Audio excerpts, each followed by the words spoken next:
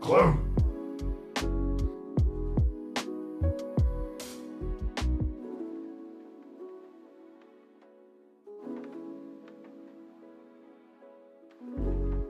Clone. Clone.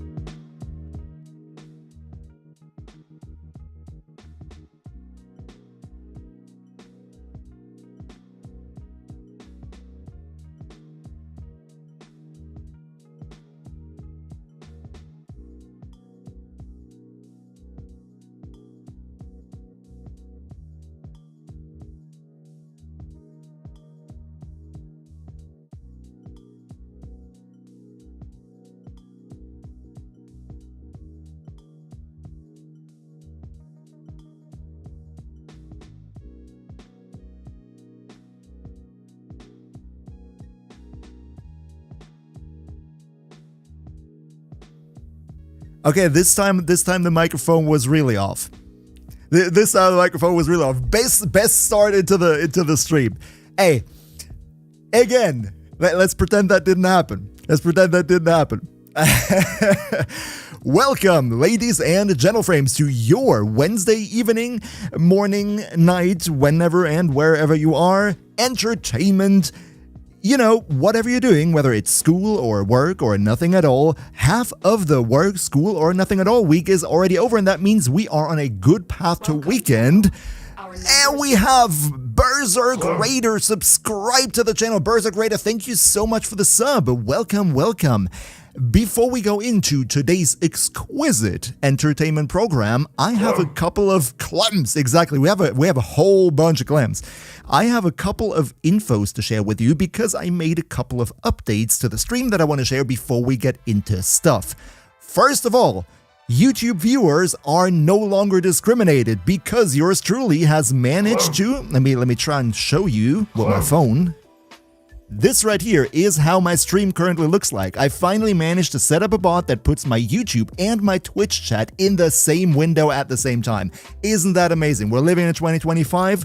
This is stuff that wasn't possible in 2024, I'm sure. That is modern technology right here. So yeah, now I can read YouTube, I can read Twitch, and it's all with colors and it's big letters so that old men like me can still see it, and it's amazing. I love it. And before I ignore you even further, let's see who we have here. We have...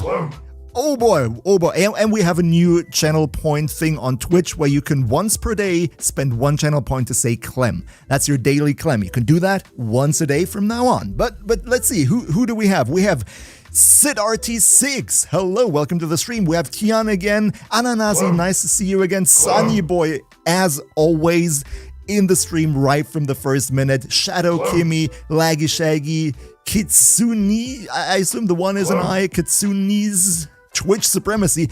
I personally prefer Twitch too. Lily Frito92, welcome to you too. We have Sui, Clem, exactly, Tioffer. Now the Clems are coming in, everybody learned about the daily Clem. Enjoy your daily Clem. We have Nightfall Elicon Autumn Night, nice to see you too, isn't it like? No, it's not that early for you. Hope you're still enjoying your spring break.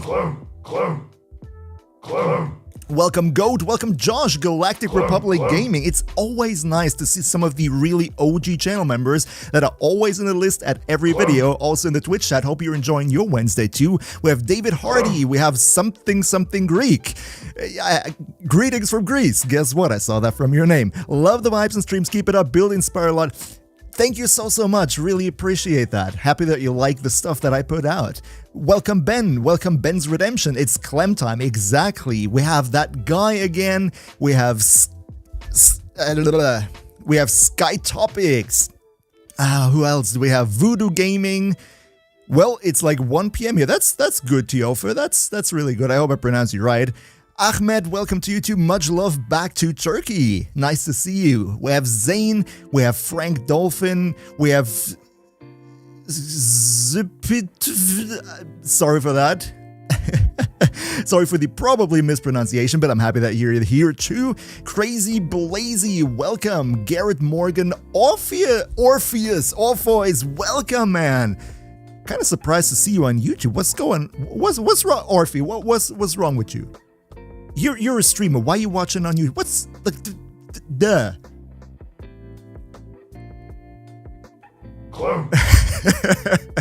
No, welcome to you, Orphe. Nice to see you. By the way, if you speak German, right? If you speak German, you like Warframe and diversity streams, then check out Orpheus Deluxe on Twitch because the man making good streams. Just saying, right?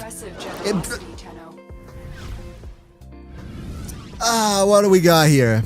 I heard impressive generosity, and we have Laggy Shaggy gifting a sub to Sonny. Thank you, Laggy Shaggy, and much fun, Sonny, with the emotes and everything.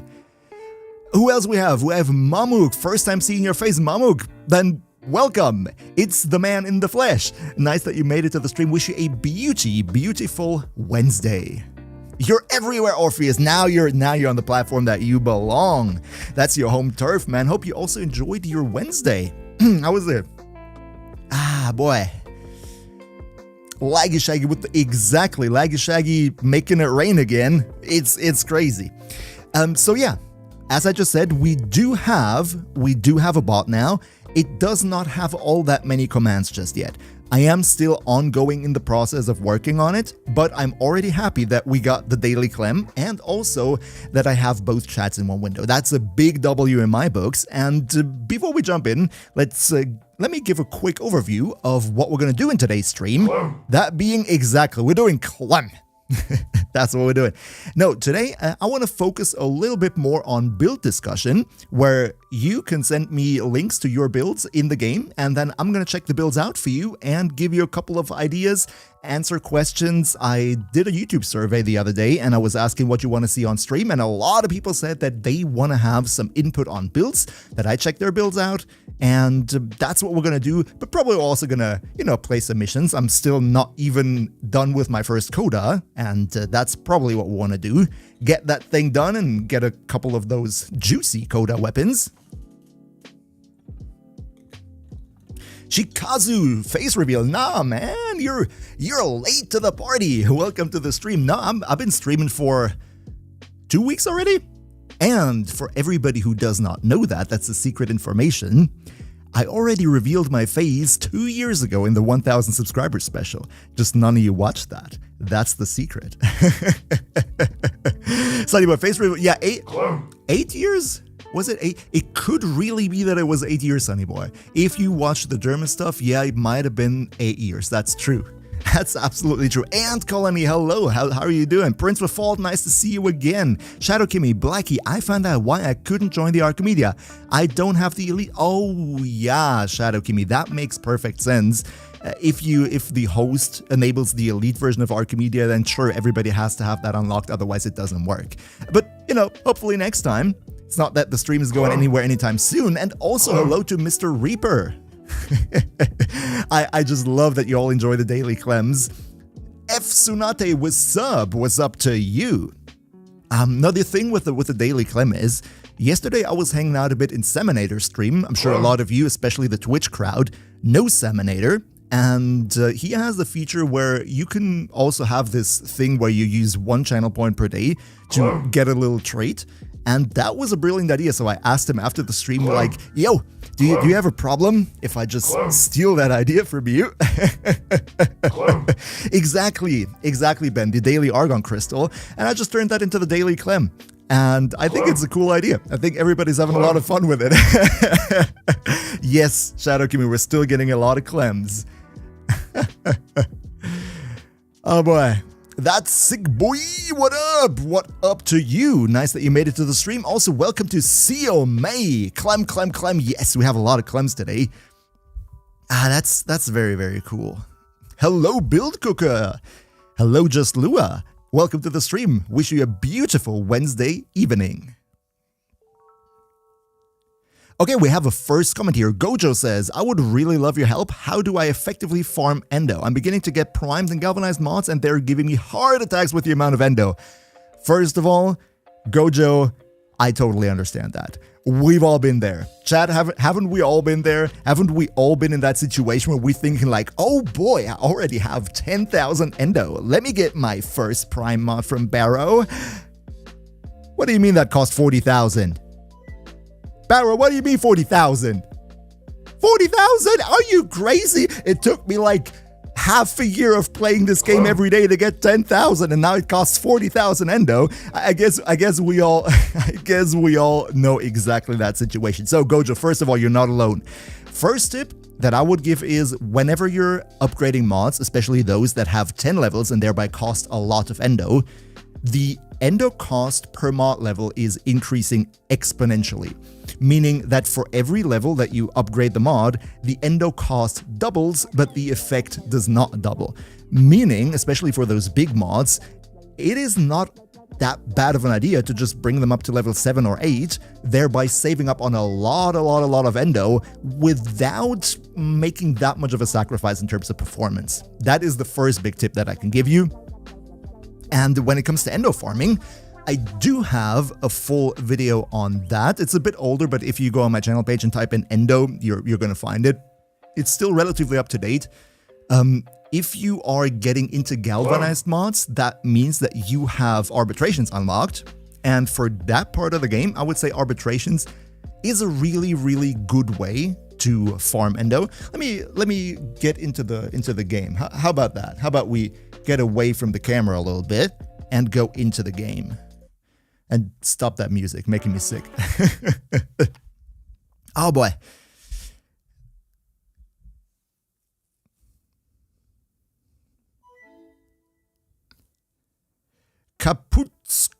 Cappuccino. How do legendary cores work? They are basically a replacement for Endo. You can use one legendary core to max one mod of your choice, and it will not cost any Endo, and I think also not any credits if you do that. So let's log in first, and then let's go to Warframe in-game, which should hopefully update. No credit. Okay. Thank you, Simply Shadow. No credits, no Endo. Perfect. But as I was speaking, you can do arbitrations to farm Endo. That is one good thing before you get into Steel Path. You go up here, and then you have the arbitrations here. There you don't only get Vitus Essence, which is a very vital resource to get more galvanized mods, but you also get a whole bunch of Ayatan statues. And those Ayatan statues, you can go to your mod collection.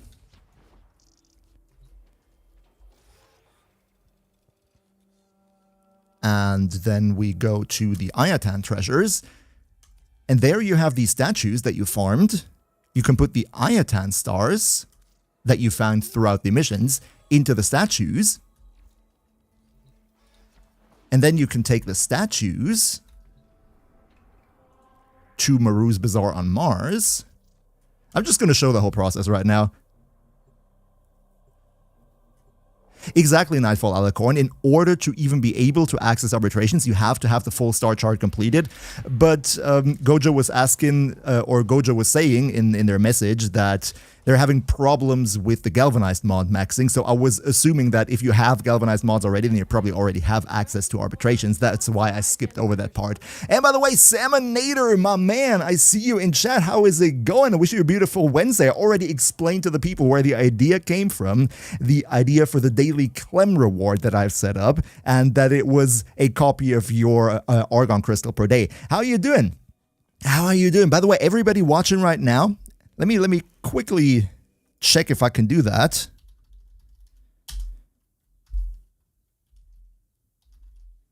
Let me quickly see if I can use the shout out command.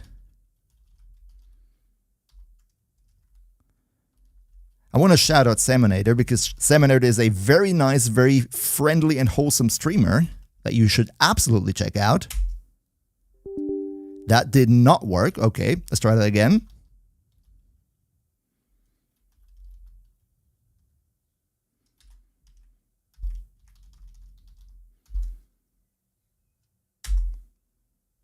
Yeah, that worked. I gave a shout out to Salmonator. First time I did that. First time I successfully made that happen.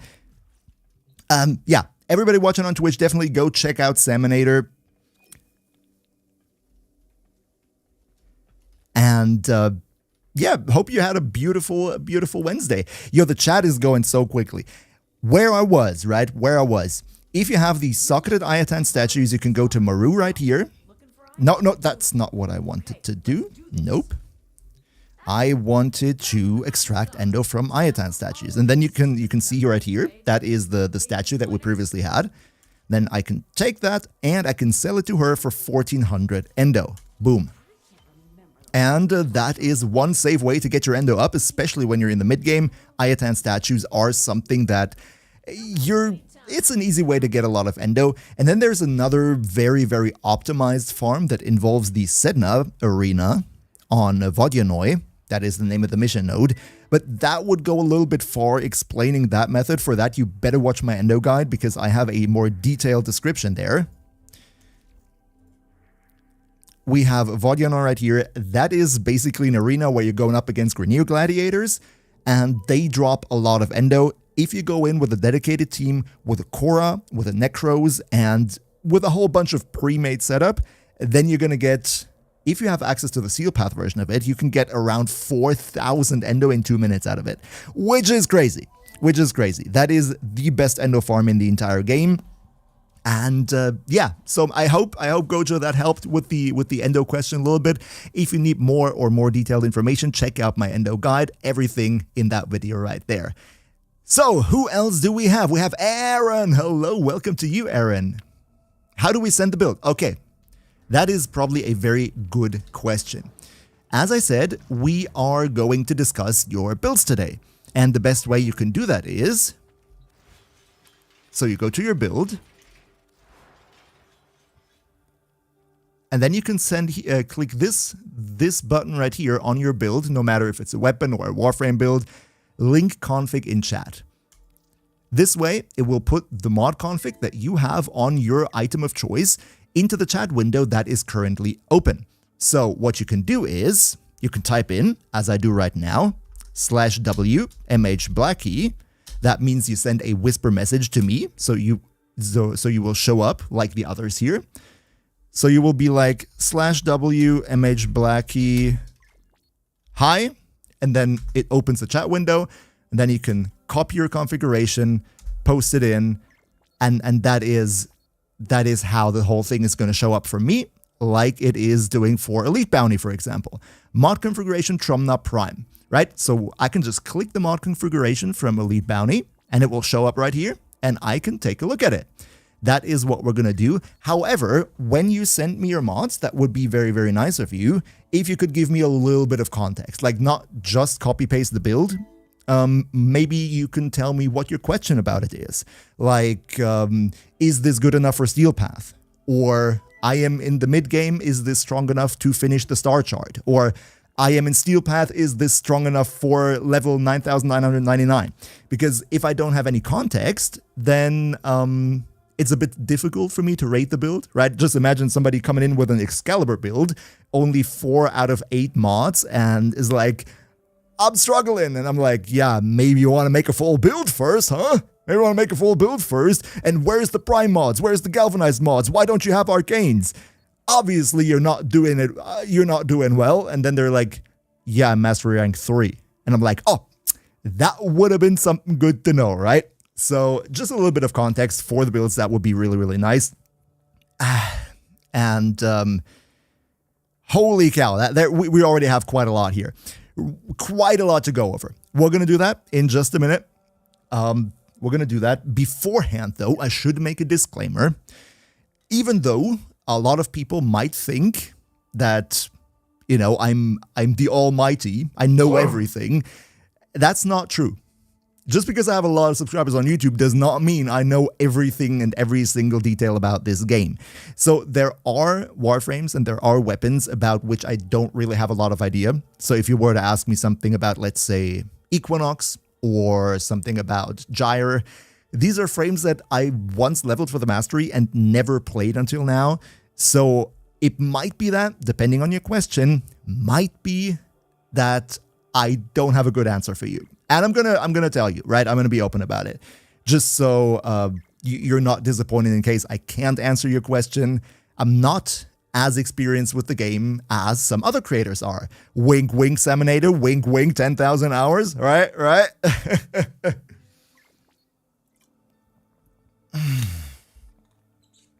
But okay, so.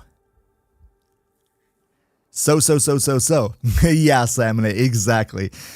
I am not an infallible god, Ananasi. Exactly, I am not. I am absolutely not. Some people might think that, and then they get mad when I make a mistake. So, how about we just get into the first builds? How about we just take a look at what we have here, what we're dealing with here? And then we're going to jump into some missions a bit later. By the way, that Gara build that you're seeing right there, you're going to get that as a video tomorrow. This is going to be hilarious. Maybe I'm going to tease it to you in just a second or so, because holy cow, Gara is one of the most busted frames in 2025. Our numbers grow. Emperor Prime, subscribe to the channel, my man. Anybody know Emperor Prime? Sound like a familiar name to me. Let me think, which very popular sentence that you hear from me all the time includes Emperor Prime? Could it be a sentence starting with another massive shout out to Demon Emperor, Emperor Prime, and so on and so forth? Could it be that? Emperor, how's it going? How was your Wednesday? Thank you for the sub. To Niels V, exactly how it takes. Exactly. Niels V, Demon Emperor, Emperor Prime. I still don't know the entire list. I still do not know the entire list by heart. I still have to copy, paste, and update it for every single video script. Because I still don't have it in my head. Oh boy. Okay, let's take a look at some mod configurations. The first one showing up would be Elite Bounty Trumna Prime build. Let's check it out. Shall we check out the Trumna Prime build from Elite Bounty? What do we have here? First of all, we have Primary Deadhead for the base damage. We have Galvanized Chamber.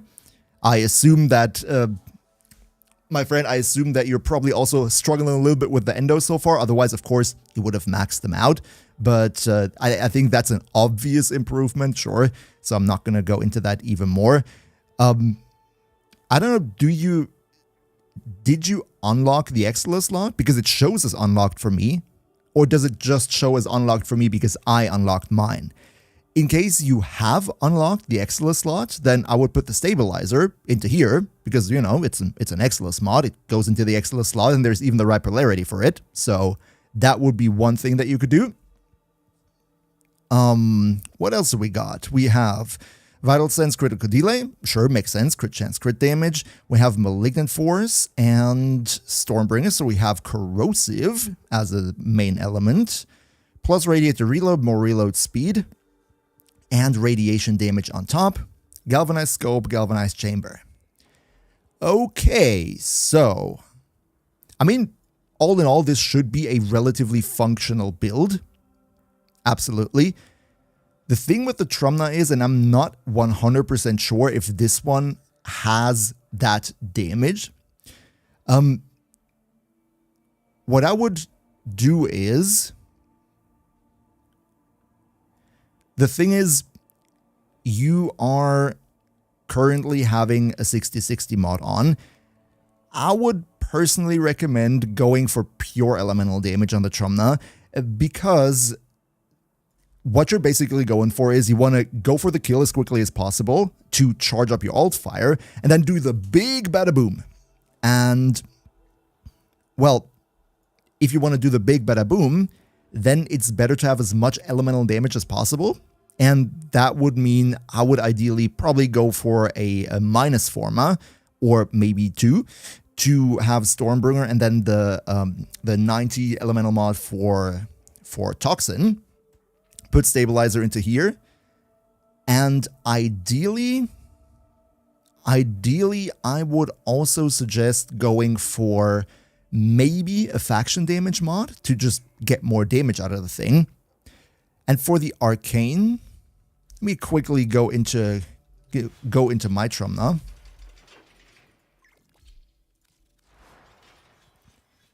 For the Arcane, I personally really like Primary Merciless.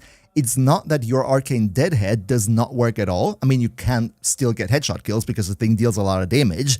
But because of the fact that even your normal fire has AoE, that kind of means that Primary Merciless is maybe going to be a little bit easier. Specifically because the Primary Deadhead version, right? It has this nice thing that you get more headshot multiplier. But then again, your main damage is probably going to come from the alt fire. That's not going to headshot. So that bonus with the headshot is not going to be applying most of the time, I would say. That's why I think Primary Merciless makes it a little bit more comfortable. I gotta be real though, I haven't tried Primary Crux with the status build yet. I cannot tell you if that is a better way to go about it. Not 100% sure. But that would be a little bit of an input from my side, right? Put Stabilizer into here, put, let's say, a faction damage mod into that slot then, go for full 90/90 elemental damage, and maybe on your Warframe for Arcane Avenger, just to make sure that your critical chance goes to 100%, that you always crit. That would be what I probably would recommend at this point. Frank Dolphin, is Primary Crux a good arcane in general? I would say there are weapons that can make a lot of use of it, but it's not like the craziest stuff on earth that really every primary weapon in the game all of a sudden wants to have Primary Crux. I would say it's more of a niche thing, even though that niche might be a little bit bigger than other niches, so to speak. Why radiation though, Nicholas? I think radiation is a fair point. You could, of course, go for... Let me see. Let me compare that to my Trumna again. I mean, the reload speed is something that is very nice here. Clone. I personally went for even more base damage because I went for a complete destroy everything damage build. But one thing that you can also do is play into the heat version of Trumna, go for a bit more status chance, and go all into heat, and then for heat DOT. That is something that I personally like a lot. How about we just go into the simulacrum so we can actually test stuff out if some questions come up. You are a true hunter. Where would the sanctuary be? Tented Eagle, is melee influence that good? Yes, unfortunately.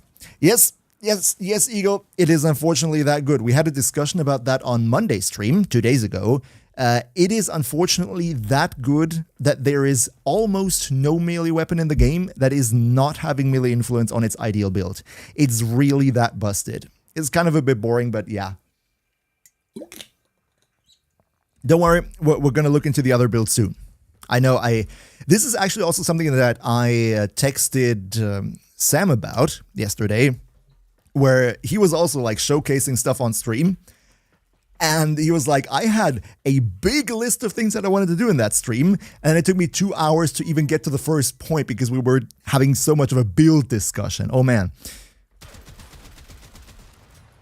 So yeah, this is a heat damage over time build that I'm doing. Probably need some stacks before it really goes to town. Oh, come on.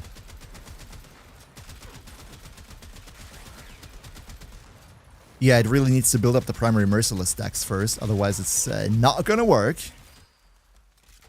Let's see if I can make that a little bit quicker. Why did they forget that gravity exists?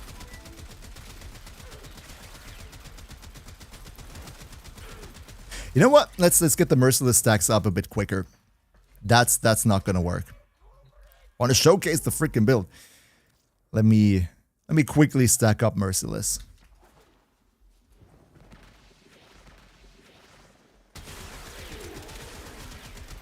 Oh, guess what? We have 12 merciless stacks. Isn't that amazing? And now we can actually spawn them in with a higher level again. And probably see some more damage.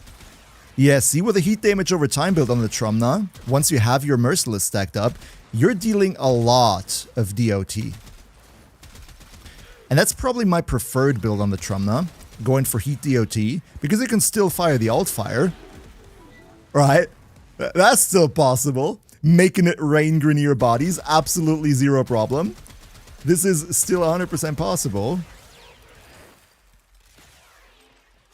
But yeah, probably for the Trumna, I would recommend a heat damage over time build. It's just really nice having it tick down the enemy health.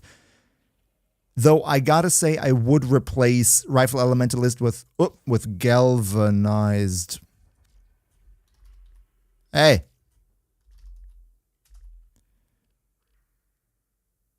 Why don't I have Galvanized Elementalist?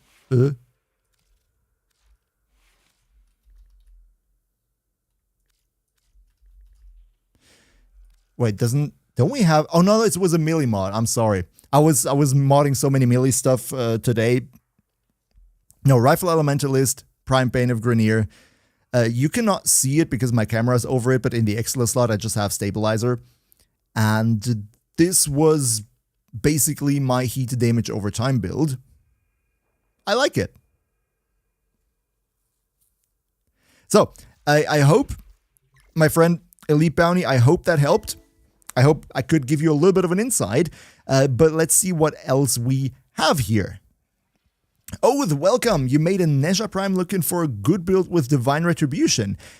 Unfortunately, right now I do not have a Nezha Divine Retribution build just yet, but I want to put out one this year. I mean, Divine Retribution on Nezha is basically the way to go. Tented Eagle, weapons that are completely meta. Torrid Incarnon. Fenmore for if you want to do single target. Breton Prime, Burst on Prime Incarnon. Zoris with melee influence. Yeah, that's kind of sort of...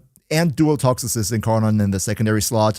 For a primer, either Kuvanukor or Epitaph with secondary Encumber.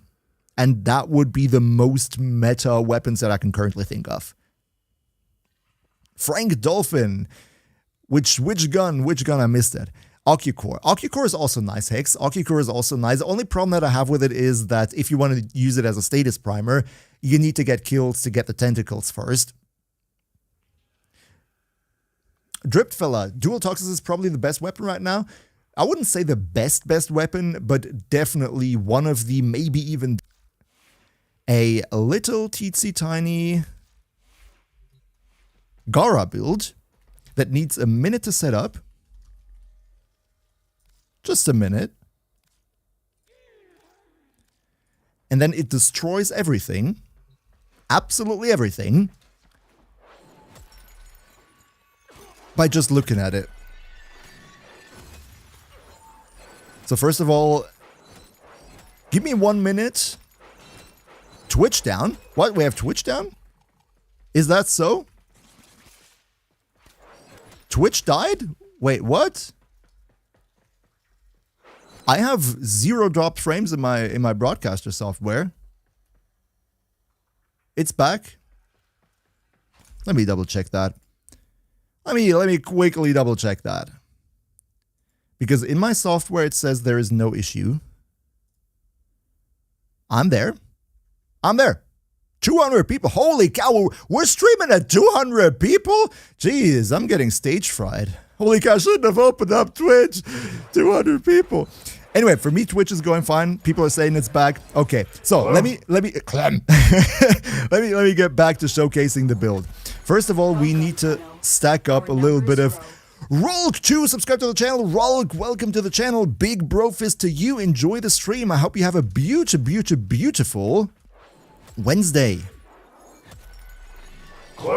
So essentially what this build does is it is meant to destroy enemies just by looking at you, because Gara is looking so frightening that they're just gonna get unalived by being in her presence. She's like the hottest OnlyFans model, the hottest only frame that you can imagine in the entire galaxy, and whenever you get close to a Grenier, they just get a heart attack because all their blood is going from the brain to their lower parts. That is, I'm convinced that is the lore behind this build. We're just gonna make it the lore. By the way, to Gould, welcome as well. Thank you for your 200 bits, my man. Hope you're having a good Wednesday too. We're just about to show the only frames Gara. In order for this to work, we need to stack up a little bit of damage. You can see that in the bottom right corner. Around about 2 million. And once we have that, we should be able to go to town on these unfortunate guinea pigs. Just a little bit more. It needs a little setup. Actually, if you play it in practice, if you play this build in practice, it goes faster than in the simulacrum because you have more enemies to work with and more energy drops. So it's not as big of a deal.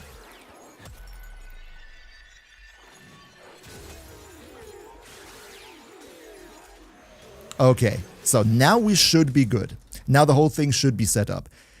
I love Gara, and I'm going to give you a dedicated build on this tomorrow in the video. Already recorded a lot of the stuff. Ooh.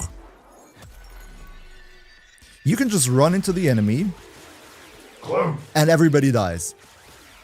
I think I should do one more. Now we should have enough damage to one-hit everybody. Yeah, that looks good. That looks good. Heavy Gunner, level 180. What are you doing here? And you can just run in.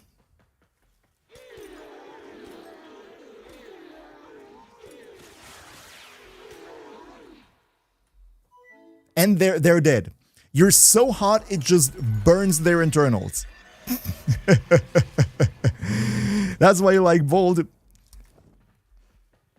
Ollie, little boy, welcome. I do have a Burst on Prime Incarnon build with red crits. I do have that. I'll show you. I mean, we've seen the Gara now. Wait for the video. It's going to come up tomorrow. Probably tomorrow afternoon. Do have a Burst on Prime Incarnon, though. That would probably be it. Should do the red crits, right? Think this was the one.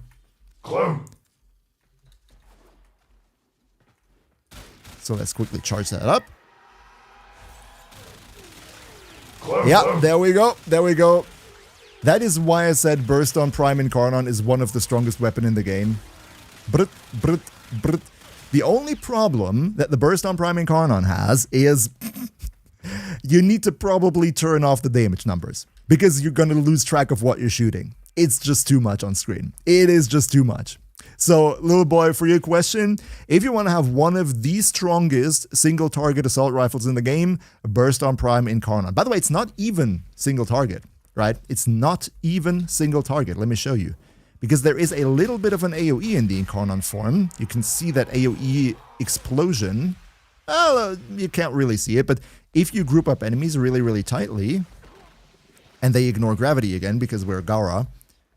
Clem. Can you please calm down? Thank you.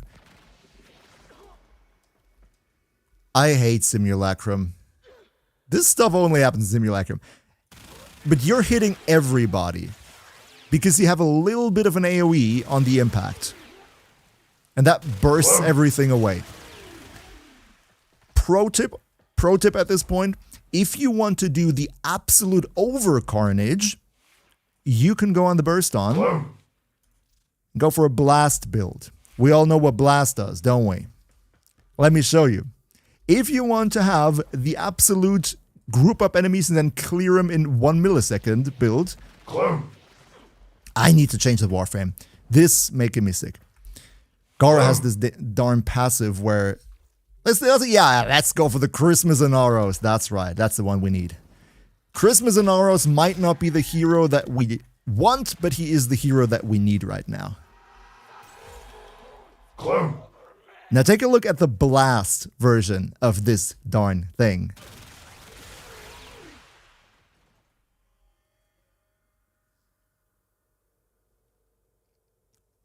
I like this weapon.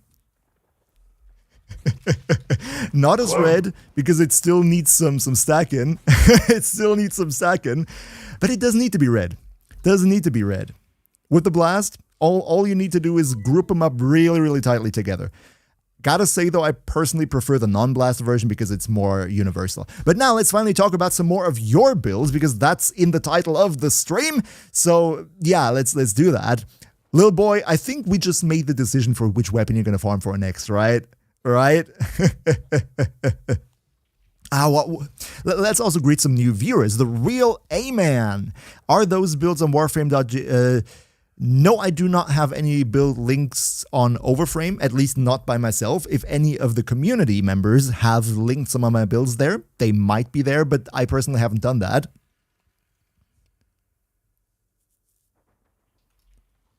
Do I have a build for Yarly? Brian, I have a certain mod in the team, a certain knight who does not come out in winter, spring, or summer, only in one season. And he has been asking me for Yarly build a lot.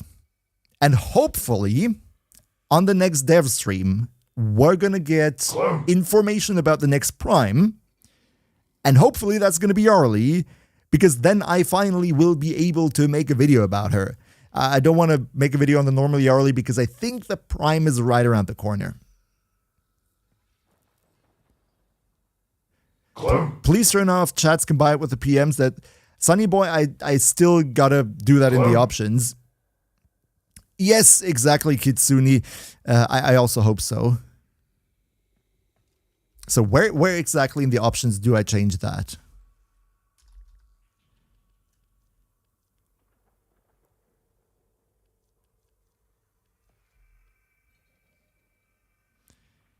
Inline private messages.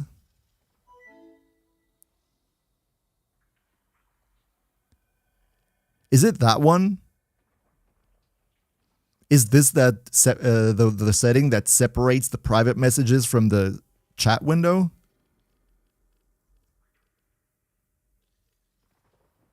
Active tap notifications only? Let's see. Let's make that happen.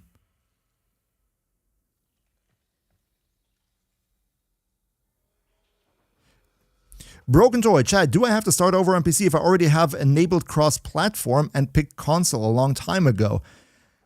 No.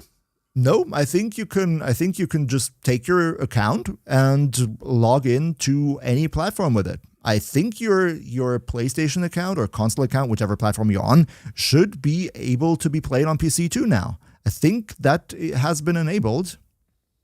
So let's just see, maybe that setting here solved it. If not, I'm going to figure it out off stream. Doesn't look good. Anyway, we're going to take a look at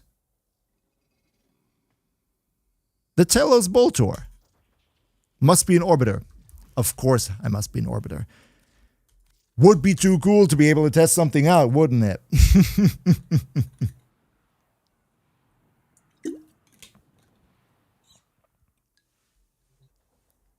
So, let's take a look at the Telos Boltor.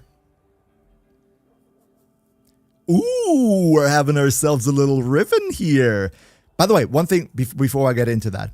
We received a message, not today, but probably 1 or 2 streams ago already. I just didn't open it. Galaxy Pegasus Prime gifted us something. Galaxy Pegasus, I don't know if you're there right now. I missed it when it happened. Thank you so much for the gift. Let's see what we have here. An Ordis Floof, that's so cute.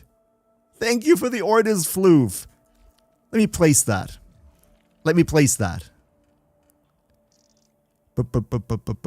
Where are we? Profile? No. Equipment. Backroom. Decorate. Place decoration. Ordis. Confirm. And we're gonna rotate Ordis. Can I? No.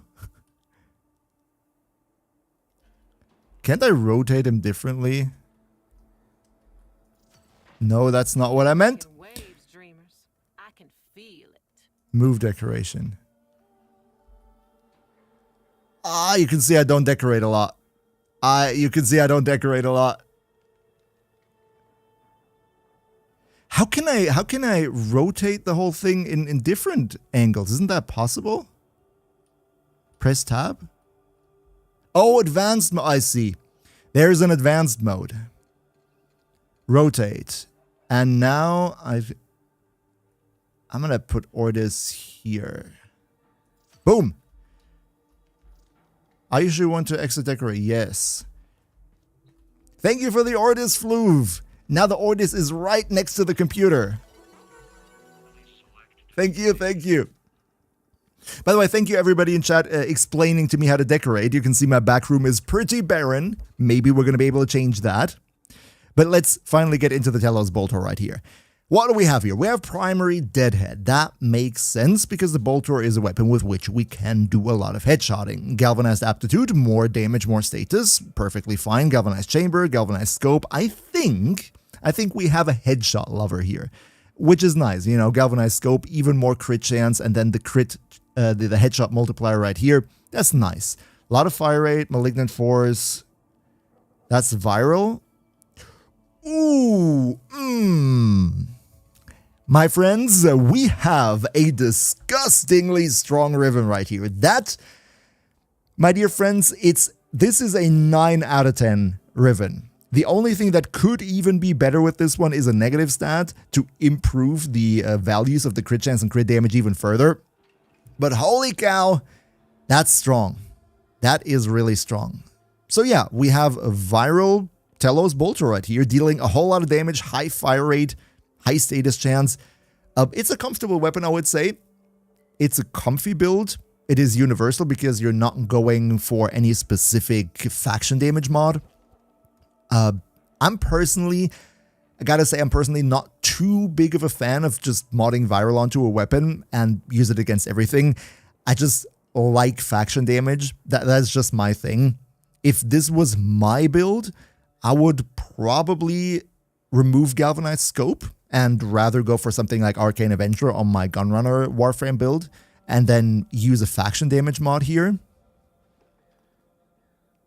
Wait, no, you don't have a crit? Oh, you don't have a crit chance. Your Galvanized Scope is the only crit chance mod you have. No, you have the Riven, of course. Crit chance, crit damage. Yeah, I would remove Galvanized Scope. I would put a faction damage into here.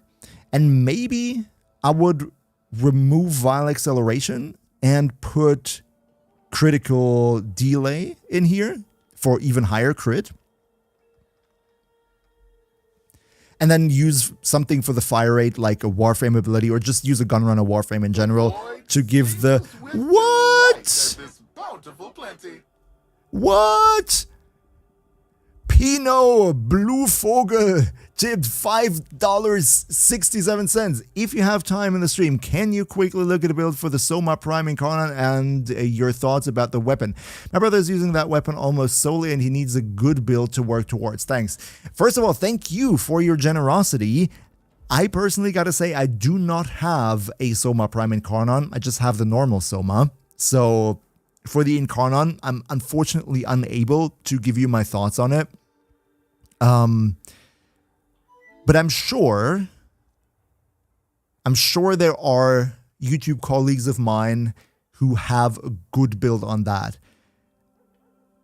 I would check out if maybe Warframe Flow, Nightmare Frame, Brozyme, Tactical Potato, Gaz, Asian Invasion, Kai. These are the names that come to mind right now who I would trust have probably very good builds if they have something on the Soma Prime Incarnate. For me personally, I'm very, very sorry.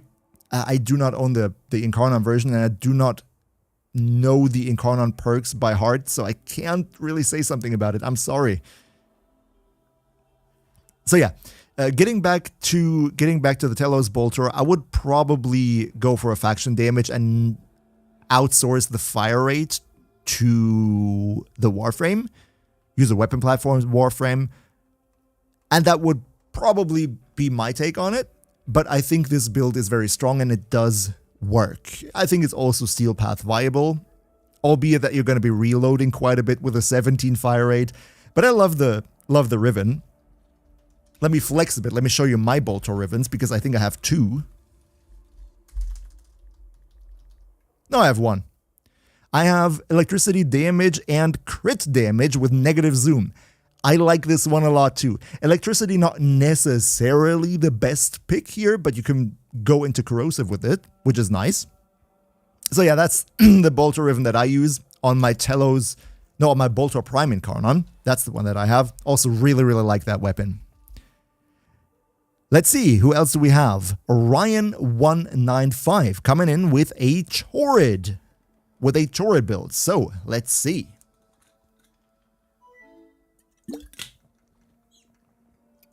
What I see here is Hunter Munitions plus Viral.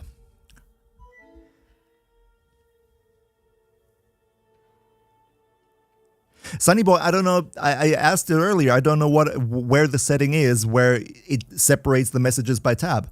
I went into the settings, but I didn't find it. Which setting is it? Which setting do I need to change so that it sorts the messages by person? Sunny Boy, do you know that? Because I do not know that. Mouse locked. I cannot use my mouse. Thank you. Well, we're going to operate the options menu with the keyboard now. Is that possible? Is that possible? No. Yes, it is possible. It is possible. Options?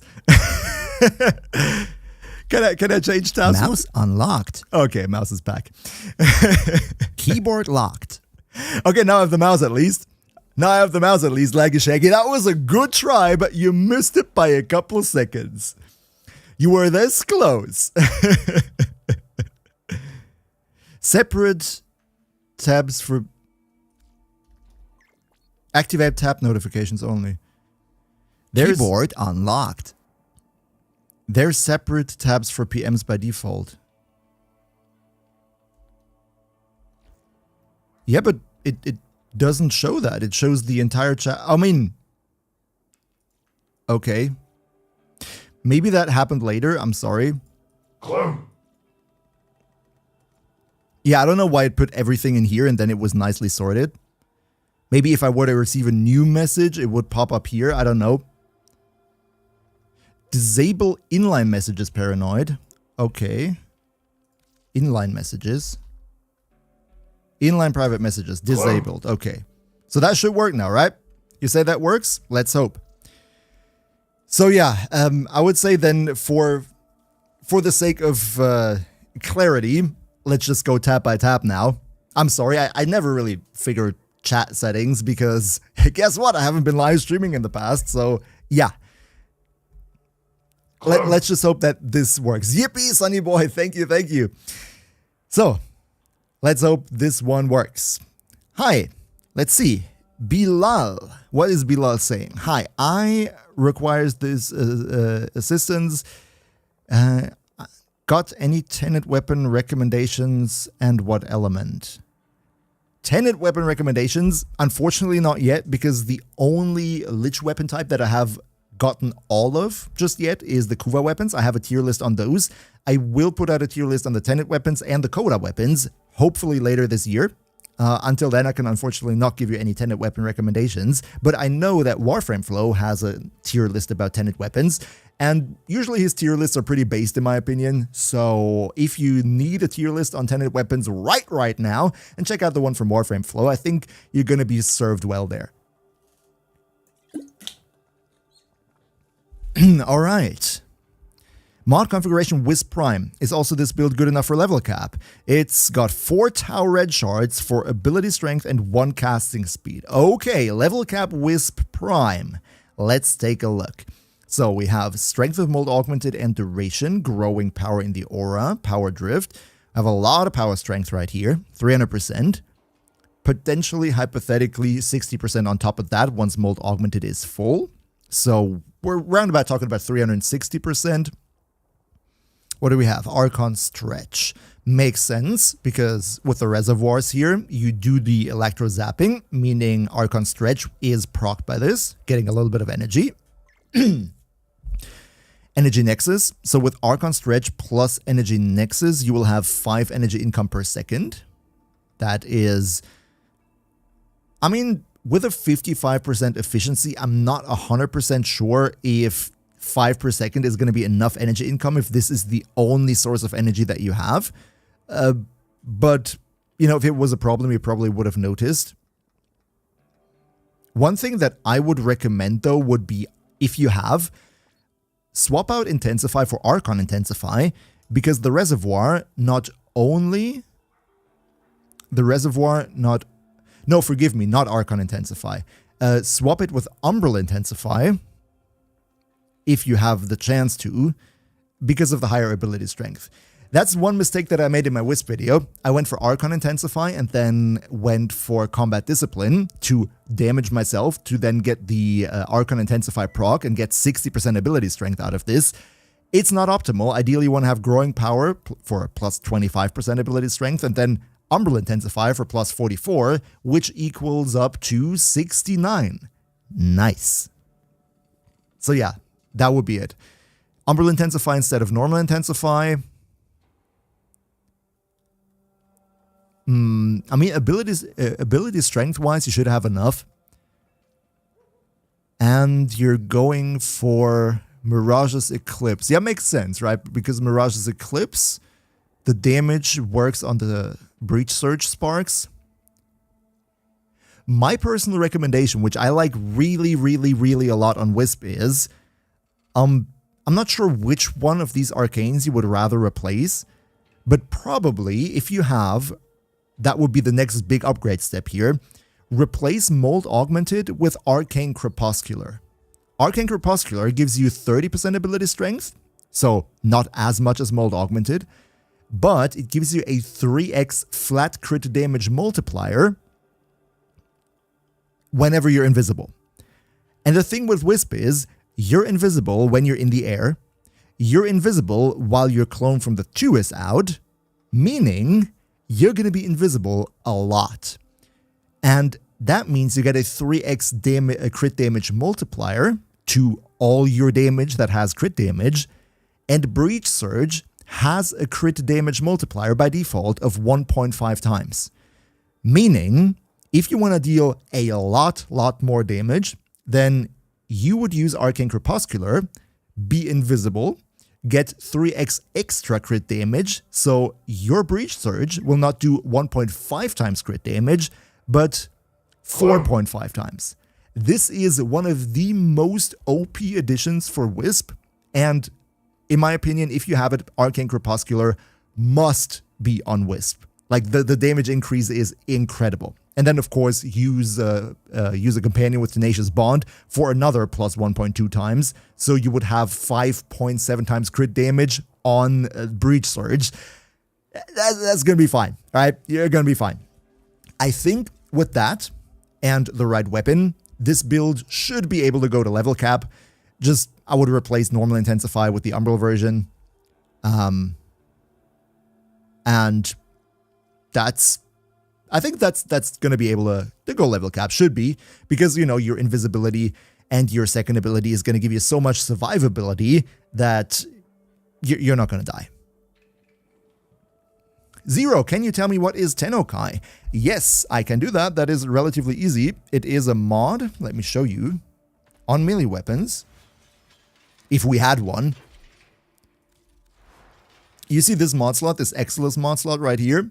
That is a Tennokai mod. And you have these Tennokai mods that you can slot in here. And what they do is that while you're attacking, you're going to see a symbol pop up now and then in the middle of your crosshair. And when you tap the heavy attack button, while that symbol is on screen, you get a super fast heavy attack without sacrificing your combo multiplier. So you essentially get free heavy attacks when you use a Tennokai mod. This is very, very strong on light attack builds because it essentially allows you to weave in heavy attacks for massive damage without your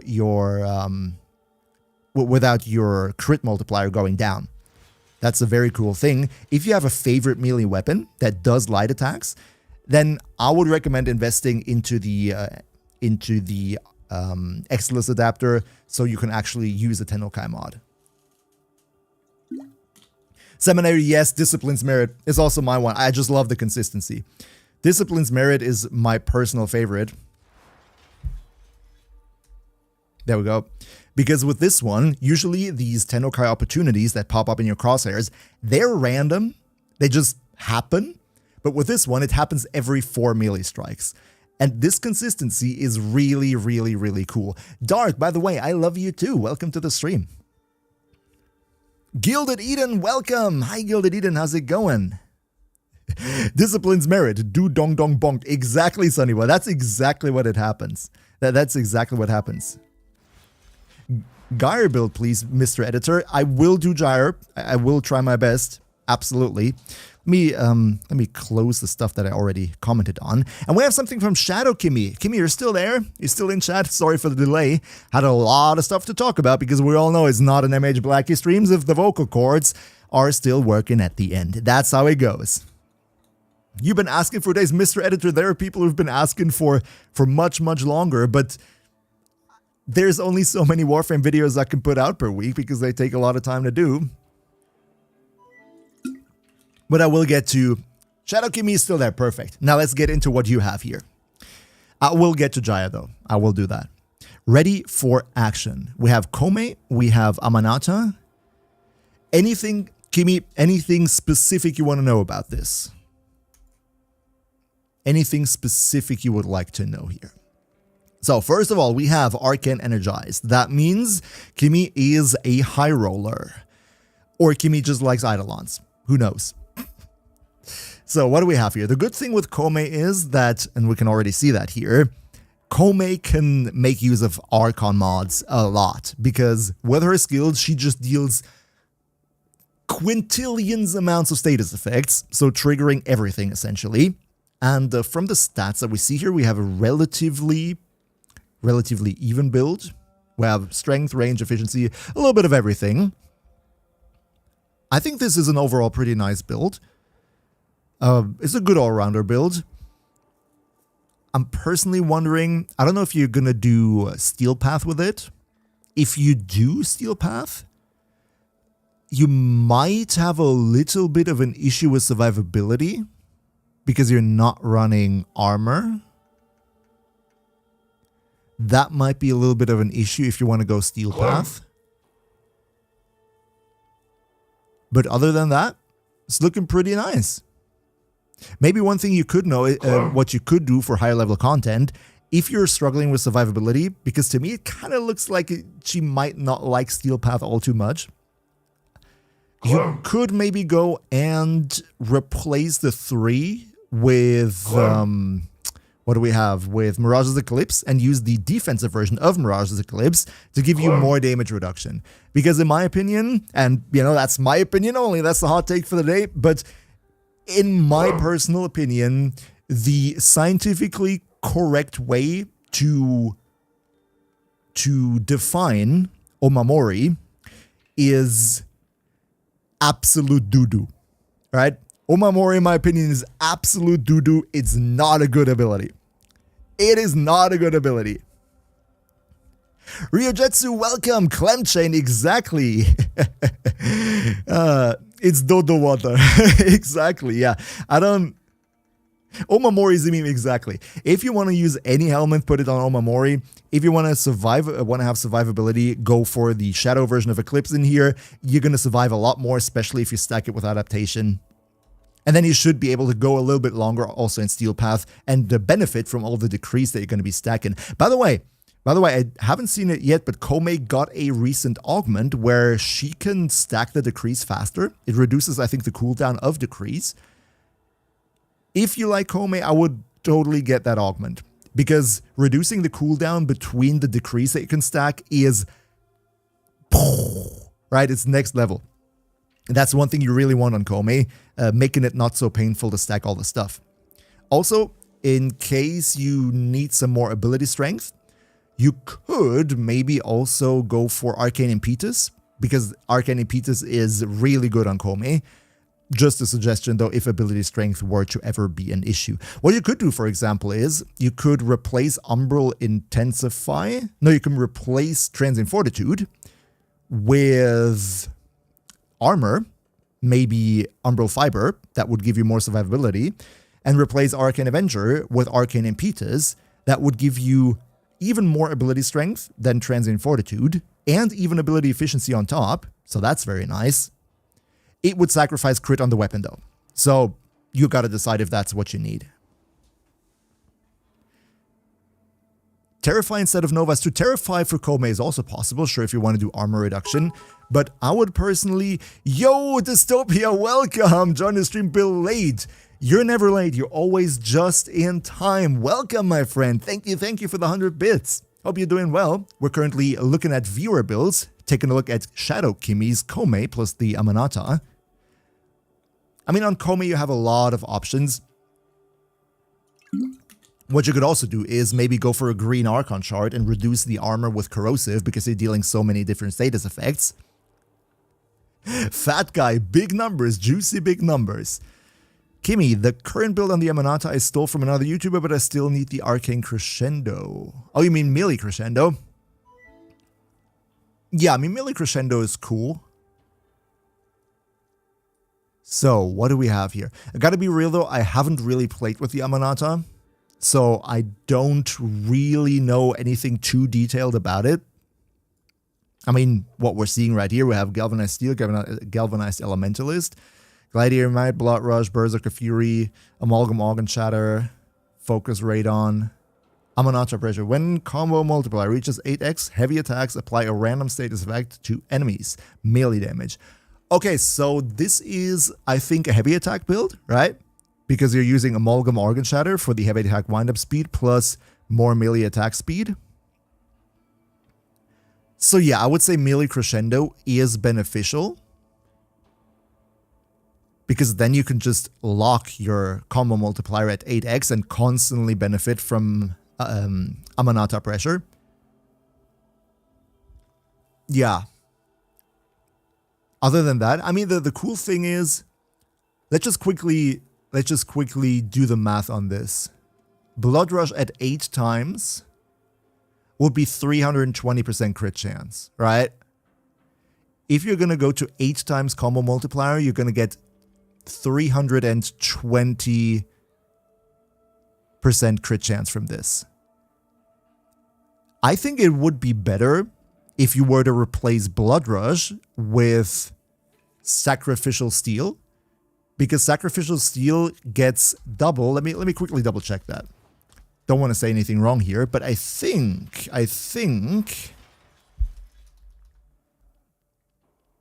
already have that here. Yeah, Sacrificial Steel at max rank will give you 440% crit damage, crit chance on heavy attacks, because it's doubled for heavy attacks. So it will give you more than Blood Rush at 8x.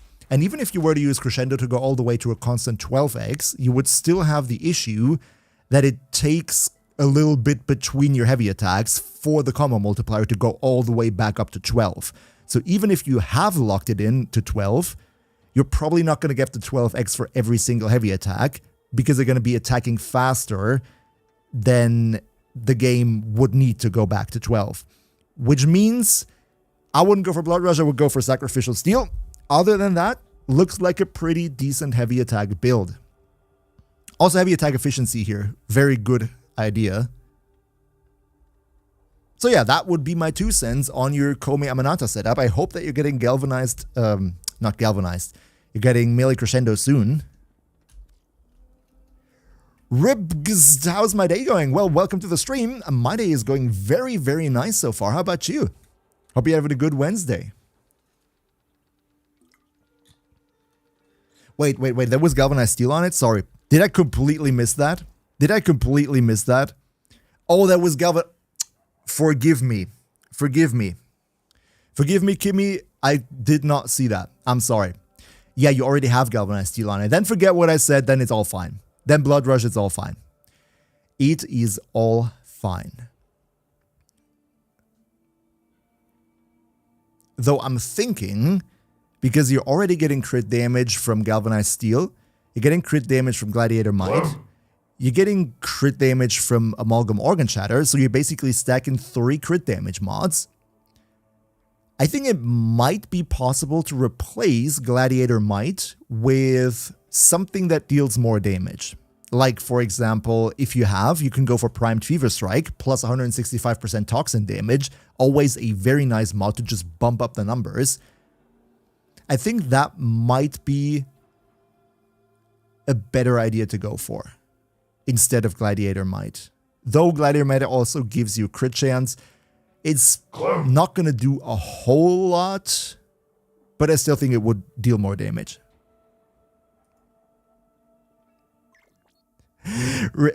Rector, yeah, it gives insight into the thought process. It's kind of like, to me, it feels like I'm just dumping verbal diarrhea onto y'all, right? I'm just sitting here and talking while getting an idea myself. But yeah, the thing with coming up with Warframe builds is, I think it needs a little bit of, in general, a little bit of experience with the game, in the sense that you need to know certain combinations of items that make stuff strong. For example, Arcane Crepuscular being one of the Dream State Gaming. Welcome to the channel. Thank you so much for your sub. Big Brofist, I hope you have a beautiful Wednesday. Welcome, welcome. Hope you're enjoying the stream so far. What I was saying is, if you don't need to know every single item in the game. What you do need to know is certain strong interactions that work on many Warframes. Something like, for example, and I know it's becoming a community meme, I know it, Combat Discipline and Arcane Avenger, right? If you're running any Warframe that is invisible or that doesn't take damage regularly, then something like Arcane Avenger plus Combat Discipline is always nice. Or something like Arcane Crepuscular, what we were speaking about when we were looking at Wisp earlier.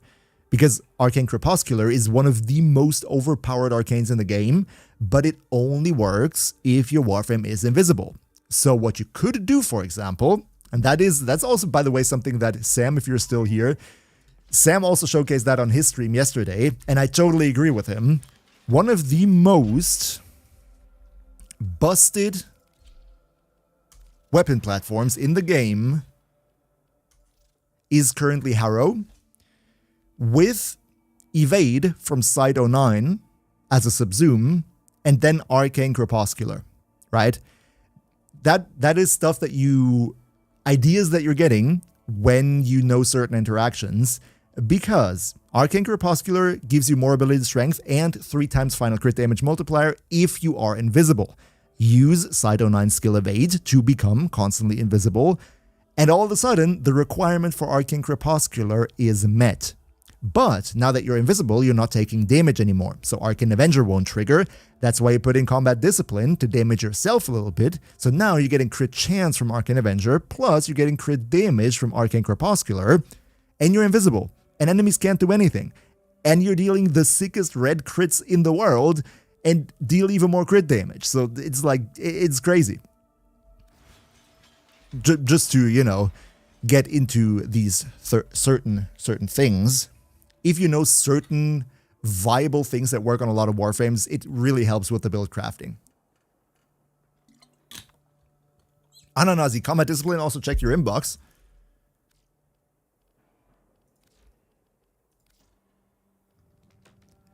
Oh no! Oh guys, you shouldn't give me stuff in the game. Keep that to yourself. Use your platinum for yourself. Skenjin, what does Skenjin have? Nanospores. We put that in the helmet room. Thank you for the nanospores. A Clemnoggle. Okay, that's legendary, Ananasi. That is legendary. That is legendary. Let's quickly place that. Okay, let's quickly place that. Please though, keep your platinum to yourself. You're gonna need it. Clem. Let's use a Clemnoggle and put the good old guy right. I want to have him on the chair here. Yes, nice. Now you can sit down, you know, watch TV. Wait a second though. MLG commentator starting now. Okay, MLG commentator. Who redeemed the MLG commentator? De Gould redeemed the esports commentator.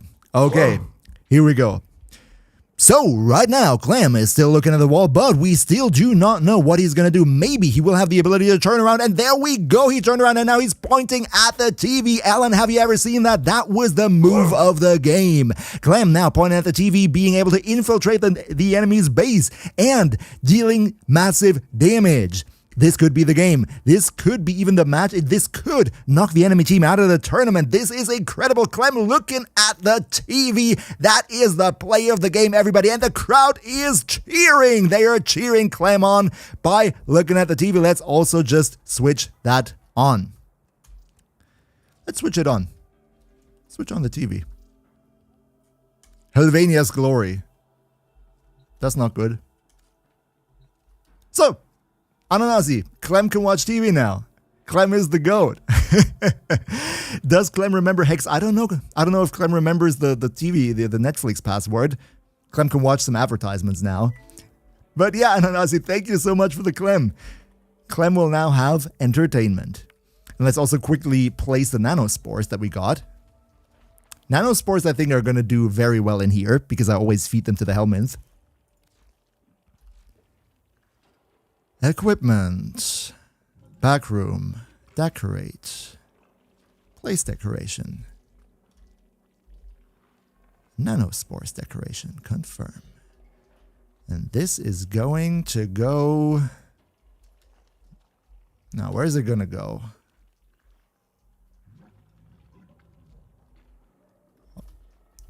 It's not going to... Dystopia, what's your fashion frame? I'm going to show you. Thank you so much for the 100. No, we're not going to put it in here because in here nobody's going to notice that. We're going to put it here. No, like this. See, here we have a nice little plant and here we have nanospores. That's what we need. That's what we need. My fashion. Dystopia. Fashion? Okay, I gotta get a fashion showcase. It is the Curix helmet. I really love this. Nice little helmet. The cool thing about it is that you it's not Tenogen. You can just get it for 75 platinum, I think. It's one of the cheaper helmets. It's the normal Prime skin, noble animation set, attachments, nothing other than the Katir chest plate. But it doesn't make all too much of a difference, to be honest.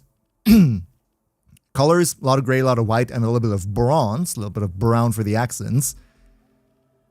And the Sayandana is this one. Udyat Sayandana. Gotta be real though, I don't like this fashion. That is the one that I like much, much more. With the Du Volpi Sayandana. That looks really cool. And then a little bit more bling, a little bit more Orokin, a little gold, you know.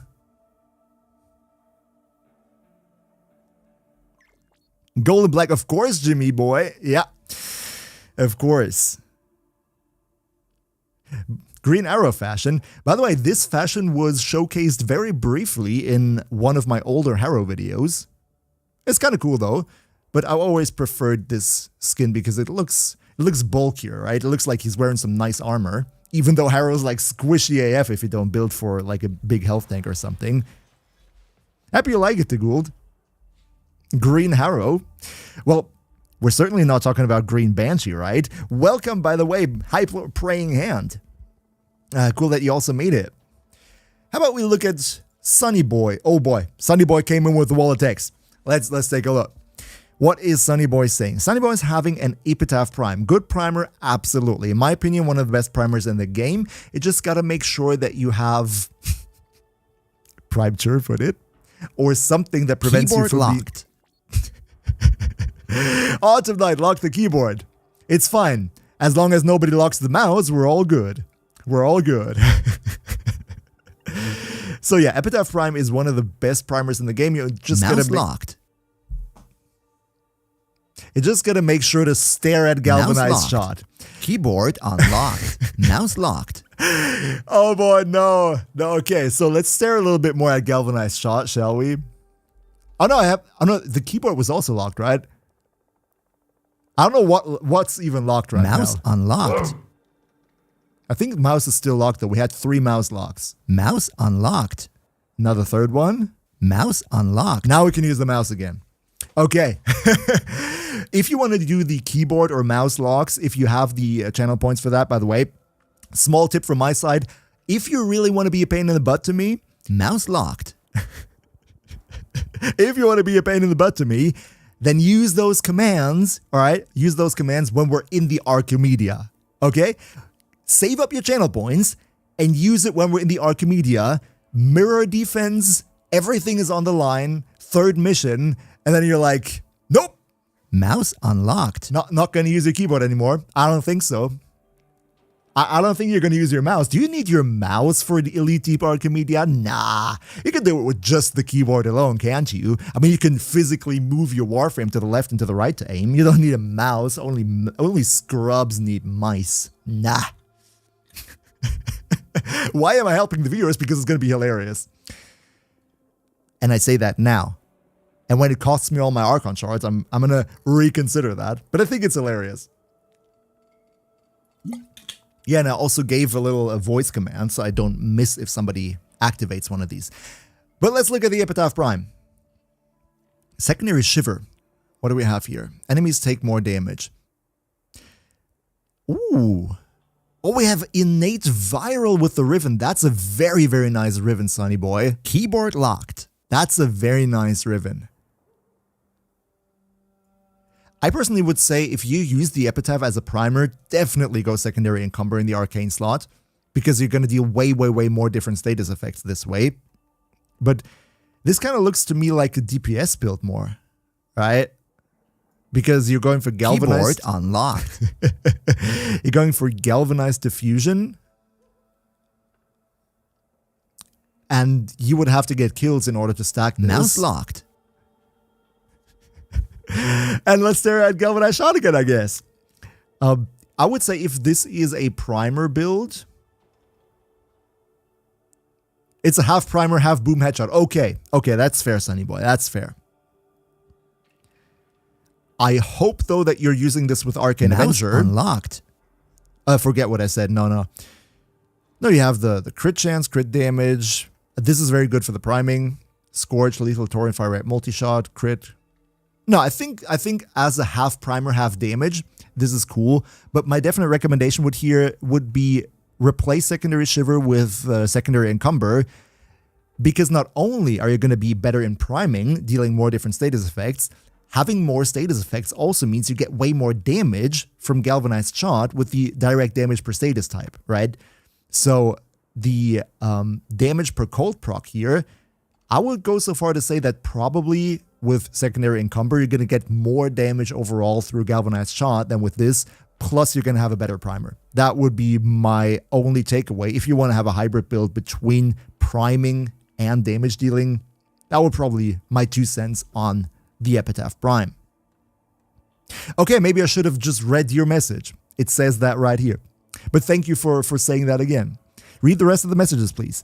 But my main question is because of the Arcane. I don't know how it really works. Okay.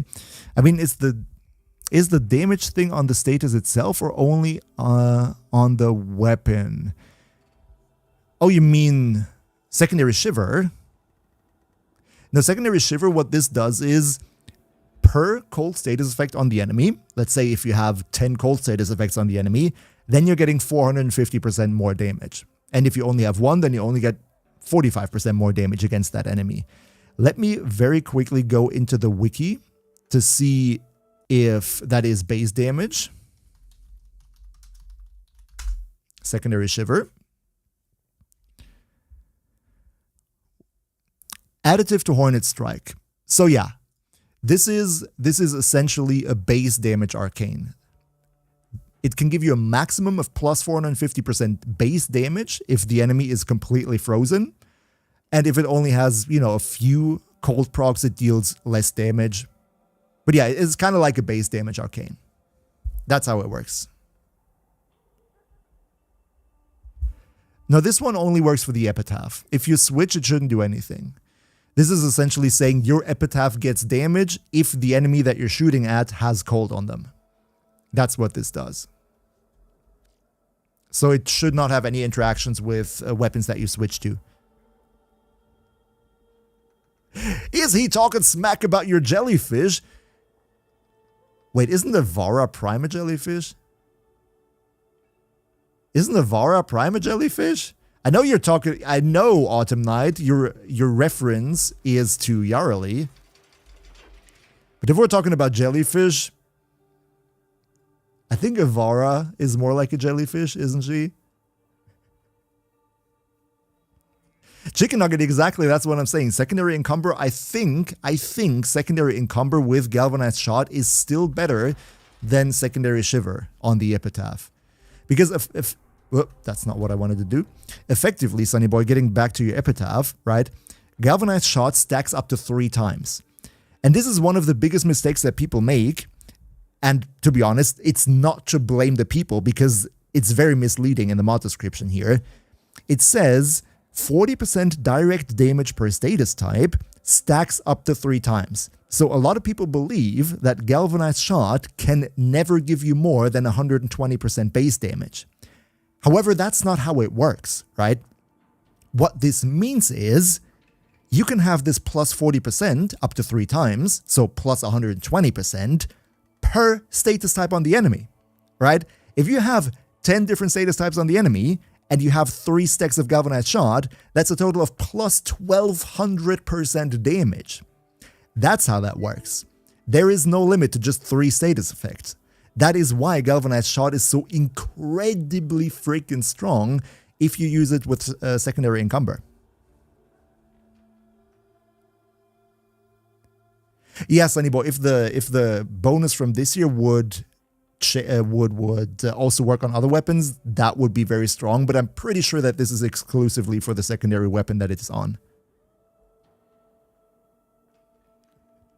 No, Autumn Knight, I'm not blacklisting the Yarly video, don't worry. I'm gonna make one as soon as the Prime version is out. NVIDIA Breton exists. Wait, what? No way I need that. Where did you get that? This is the MHBlacky skin for the Brat. Screw Nvidia. What is Nvidia? No, this is the MHBlacky skin, guys. Sonny Boy, where did you get that? From years ago. Yeah, I was already worried it would be something that was a promo thing from years ago. Exclusive to a bundle years ago.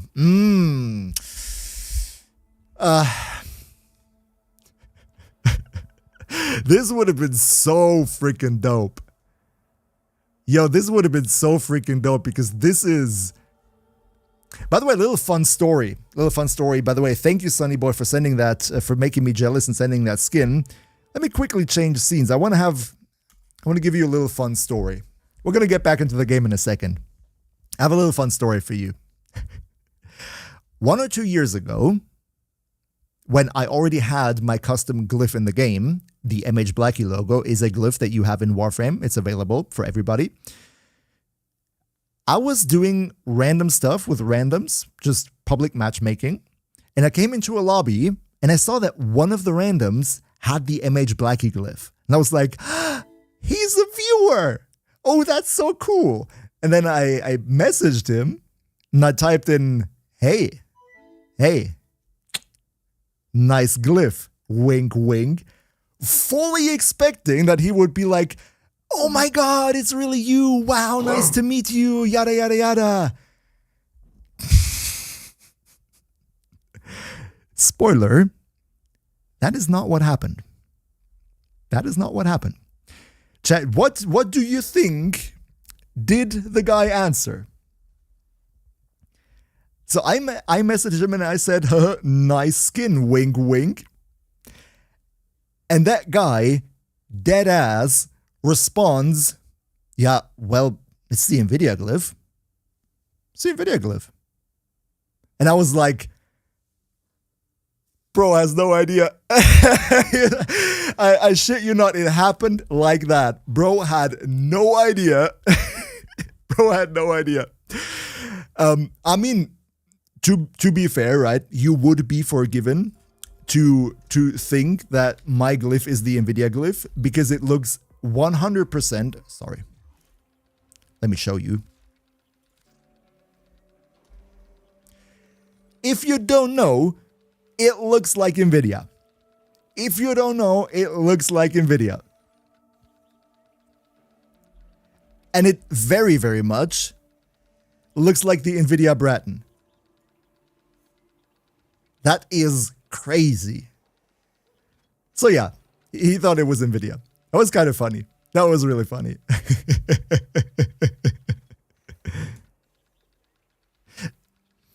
Hisham, does Arcane Hotshot affect Protea skills? Arcane Hotshot. Let me read it.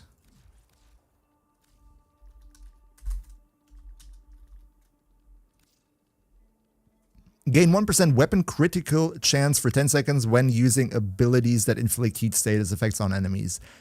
So yeah, Protea's Blaze Artillery will definitely trigger this, right? Because it gets triggered when abilities deal heat damage and Blaze Artillery deals heat damage. So this will definitely work. But the crit chance is, of course, for your weapon, right? Blaze Artillery is an ability and it cannot crit. So the crit chance will only be on your weapon and it will not make your Blaze Artillery stronger. However, your Blaze Artillery is going to stack this for your weapon. So in that way, it will work, yes. Ophanim Eyes for Jade, yes. On Ophanim Eyes, I would say this is pretty darn good. Wait, does Ophanim Eyes trigger it and then apply it to itself? I haven't tested that, but since it is a weapon and an ability at the same time, it should kind of do both, right? Does Nerd work? Hi, I'm new to Warframe. How does modding work? No problem, Nerd work. No, I got you covered, bro. I got you covered. You came to the right place. Friends, Nerd work is asking. He's new to Warframe. He does not know how the modding work. So let's go into a detailed overview of how modding works. So, this right here is a Warframe. This is the mod overview. Nerdy, I hope you're paying attention. Get your notebook and your pencil out. This is the mod overview. All right. And then you click actions right here. Actions. Click that. Click that. Done. That's it.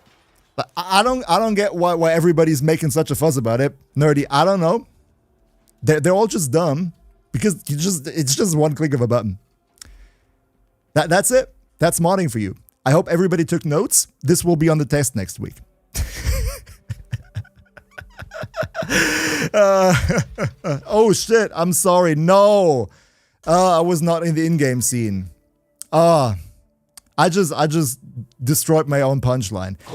By the way, Nerdwork, if anyone does not know, Nerdy is one of my old German Warframe YouTube colleagues, which is also why I did not explain how modding works, because man knows it. So yeah, Nerdy, how's your day been going? How are you? And also I see Smeddy. Smeddy, by the way, if anyone is currently available here who speaks German,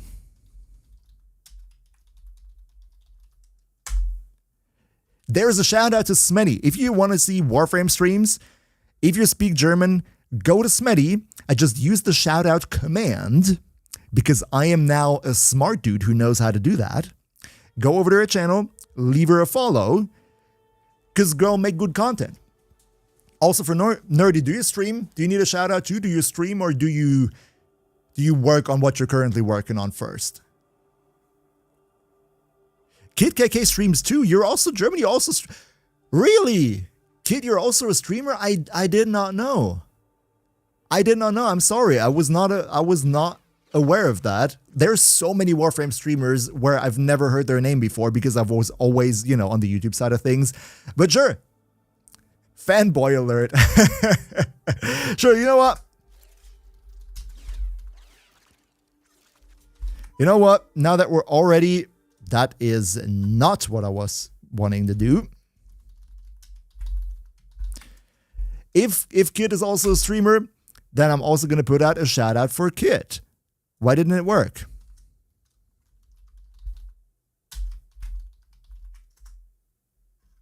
I don't know why it didn't work.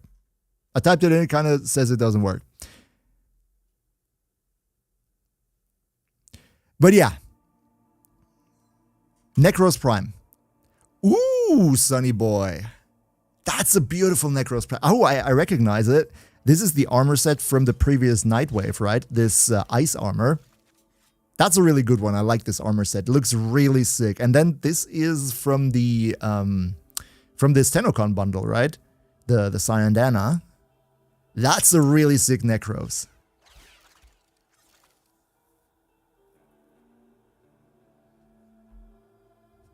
Sophie, you've noticed that you play better if you use Ember Heirloom. How are you playing better if you use Ember Heirloom? If anything, I know, if somebody uses Ember Heirloom, they play worse because, their eyes are not on the crosshairs. That's for sure. That's for sure. Exactly, Autumn Knight. Isn't it like that? Isn't it like that? Assets, right?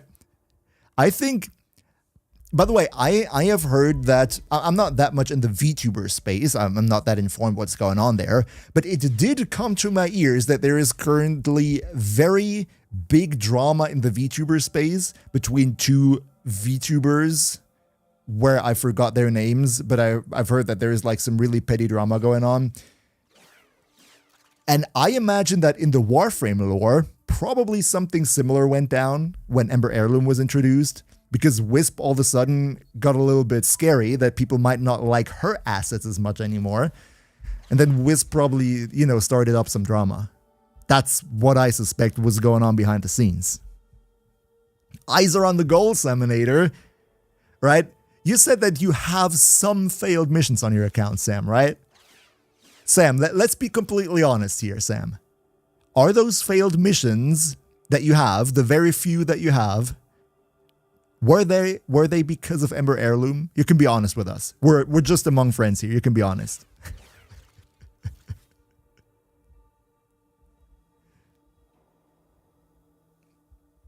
Half from Nightmare Raids, half from Ember.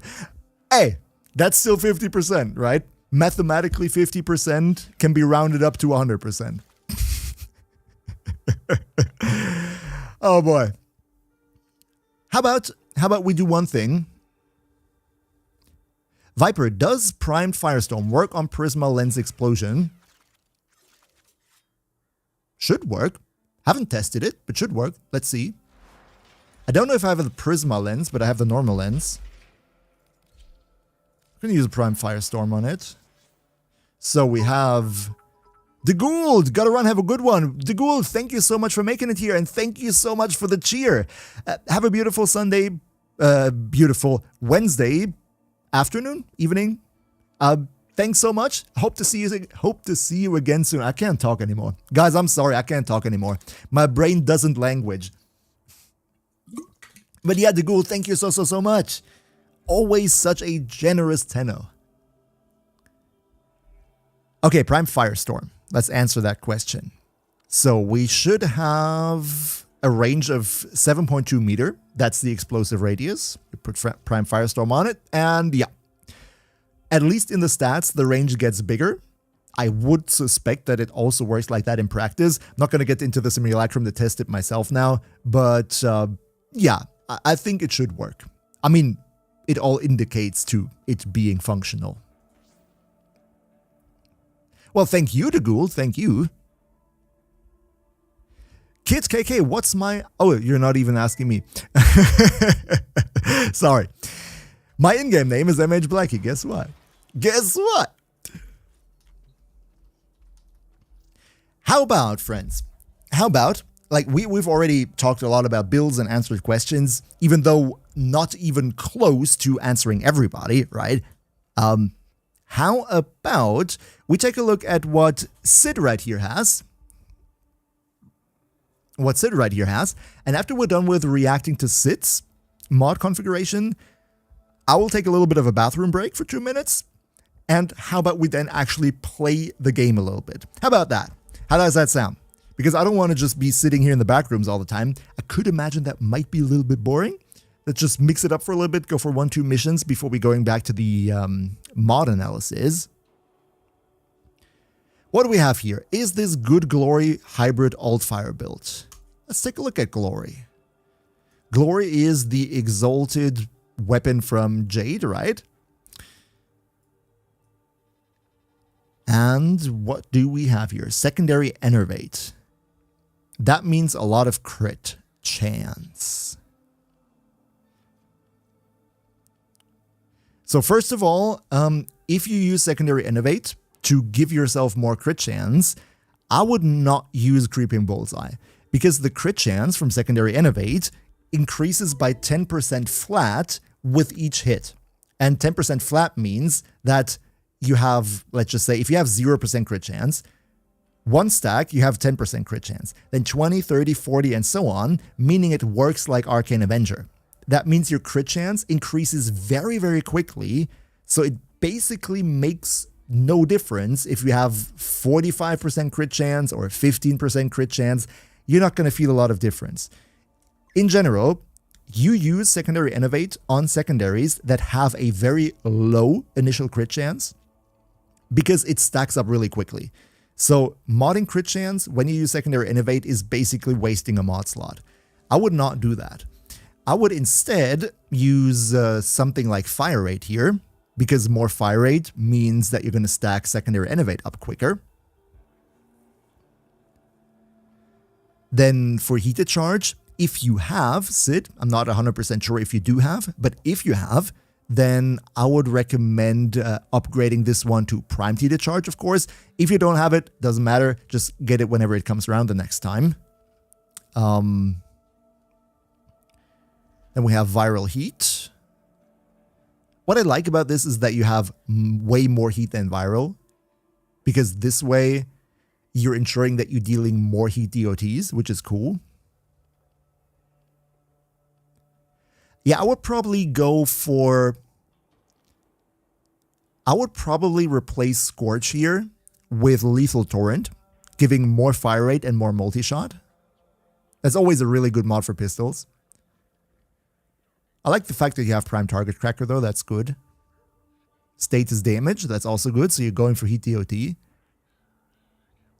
Yeah, so my personal take here would be, if you really want to have viral and heat both on Glory, then replace Scorch with a faction damage mod, because it's going to deal so much more damage if you go for heat DOT with Pistol Elementalist.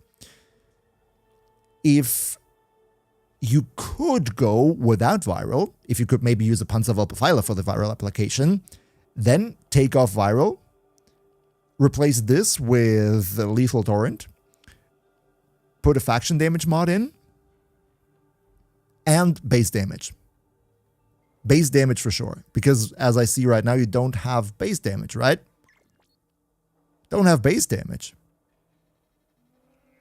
Yeah, you want to have base damage, you want to have faction damage, you want to have Lethal Torrent, and then ideally you use the viral from something external like a primer or a Panzerwelpe or a Sentinel, and then this is going to perform probably a lot better. That would be my personal 2 cents on the Glory. Dual Ichor. Is this good for endgame? Level 19, level 99999? Let's see. Dual Ichor. I assume that you're going to use the Incarnon version. I do not know exactly what the Incarnon perks are. Amalgam Serration is base damage. Exactly, yes. Yes. So, we have Galvanized Reflex. Crit chance, melee damage, and electricity. That's really cool. That's a good Riven right here. I would say 8 or 9 out of 10. Good Riven. Melee influence. No, this is a 9 out of 10. This is not an 8 out of 10. This is a 9 out of 10 because of electricity. Would be a 10 out of 10 if it had like a negligible negative. So, melee influence, you go for Viral, Condition Overload, Berserker Fury. One thing that I don't really understand is why you're going for Galvanized Reflex, because this to me looks like a light attack build. And Galvanized Reflex really only makes sense on heavy attack builds. So I would probably drop this one and rather go for Blood Rush.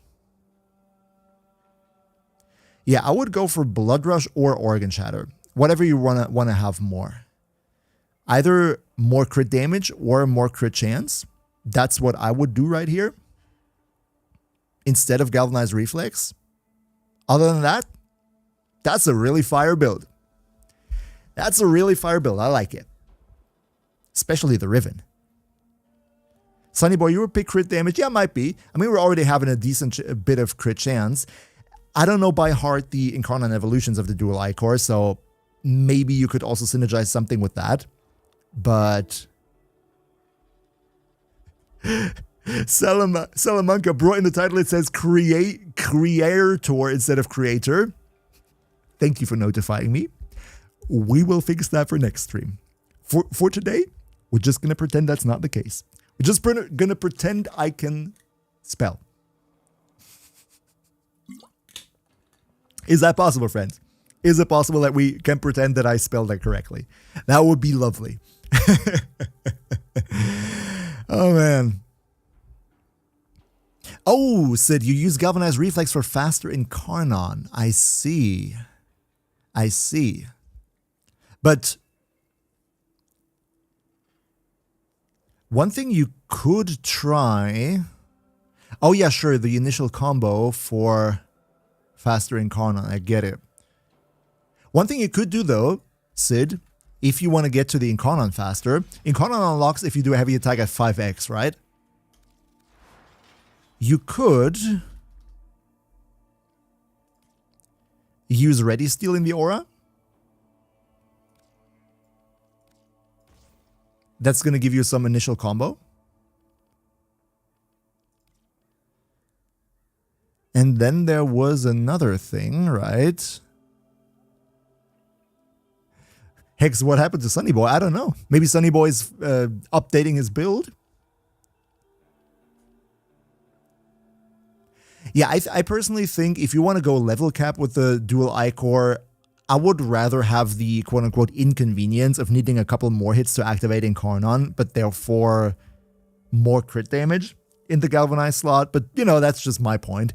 If you're not going beyond level 1000, you're just going to obliterate anything with that build anyway. So this is really just optimization towards level cap here. Sonny got Kid Watts. Sonny got shot with a Grakata from Clem. Well, that might have been possible. Looking at how many freaking Clems you've done today. Ananazi, any suggestions what to do with shitty Rivens that are not worth building? There are two things that you can do. If you have, this is like a secret trick. If you have Rivens with a lot of rolls, can I sort it by rolls? No, of course not. Do I have Rivens with a lot of rolls? 18, 21, 37, 50. Yeah, let's just pick that one, right? This Riven has 45 rolls. You can see that on the bottom of the Riven. If you have a Riven that you want to get rid of that has a lot of rolls and that's crappy, so it's not worth any platinum, you can get a lot of endo out of it. If you have a crap Riven with a lot of rolls for a weapon that isn't really worth any platinum, so it's not worth selling it, you can turn the rolls into endo, because the more rolls a Riven has, the more Kuva you spend on it essentially, the more endo you're going to get out of it. So that is one thing you could do. Alternative, I've also seen it in the chat. Be right back. Sure, Sam. Sure, Sam. That's perfectly fine. You could also transmute Rivens, right? Pick 4 Rivens and then use a Riven transmuter to turn them into a random new Riven. That's possible. So if you have multiple crappy Rivens, you can just hope that you get something good out of it. But yeah, that's in general probably the way I would go about it. Either if you have multiple crappy Rivens, transmute them and hope for something better, or if you just have one crappy one, if it has a lot of rolls, you can get some endo out of it. And I mean, even if it's a bad Riven, you can still sell it for like 10, 15 platinum. Some people always buy it, so that would probably be my suggestion.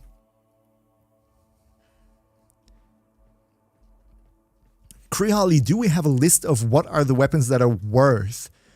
In general, if you sort of, let's say you go to YouTube and you type in Warframe best weapons, the weapon lists that you're going to see for the best weapons in the game, usually that is where the most value in Riven lies.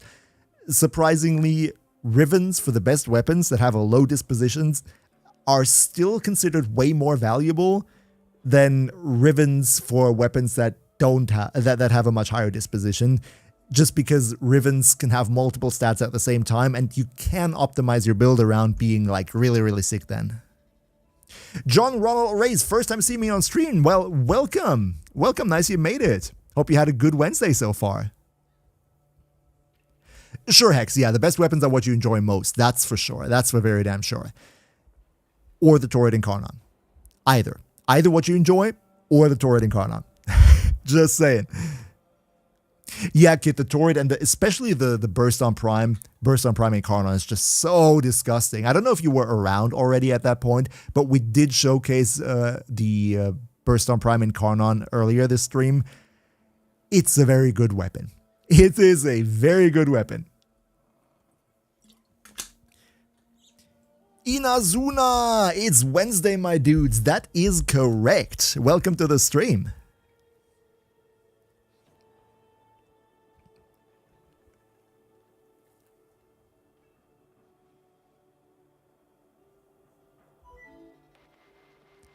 All right, friends. You didn't see it, Kit? No problem. No problem. I can show you the build. This is a build that I made, which is very fun if you have a Warframe with a grouping ability. Just go for Blast. Because that little bit of an AoE that the Burst on Prime in the Incarnon Fire has, if you combine that with Blast, it is just pure carnage. And I would definitely try it on Warf or on Zephyr. If you play Zephyr with the Tornadoes and you bring all the enemies in the Tornadoes, then you fire in this build here, even level 10,000 does not stand for longer than a second. I'm telling you, this is some of the craziest freaking damage that you can imagine.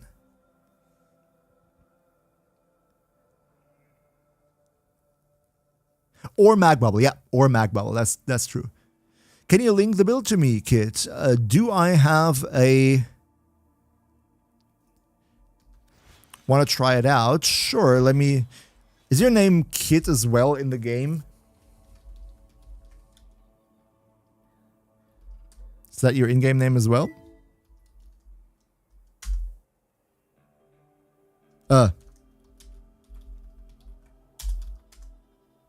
Yeah, there we go. I can link you the build for sure. Boom. There we go. That should do. Hey.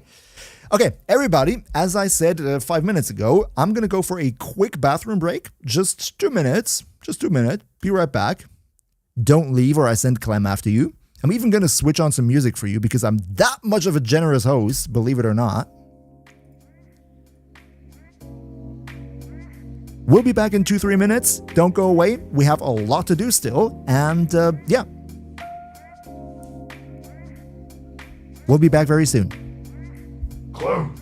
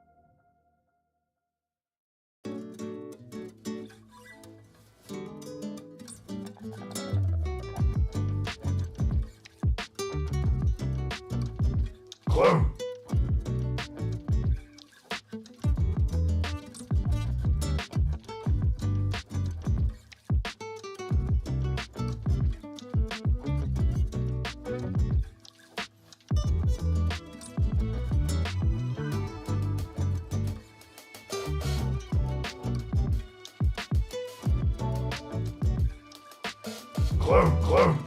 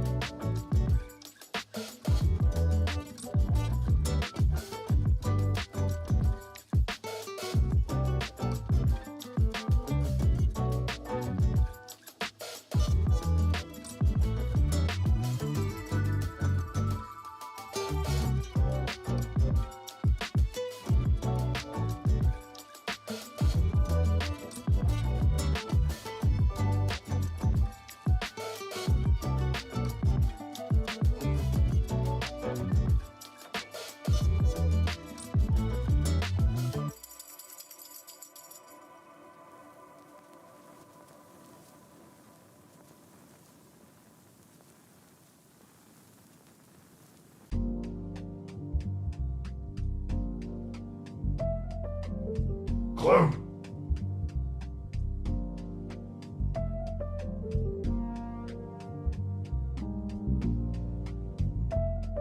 Clone.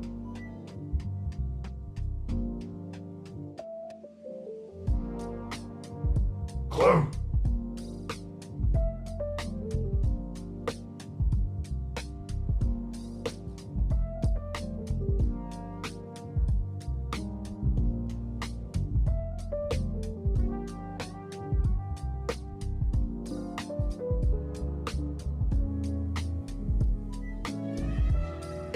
Clone.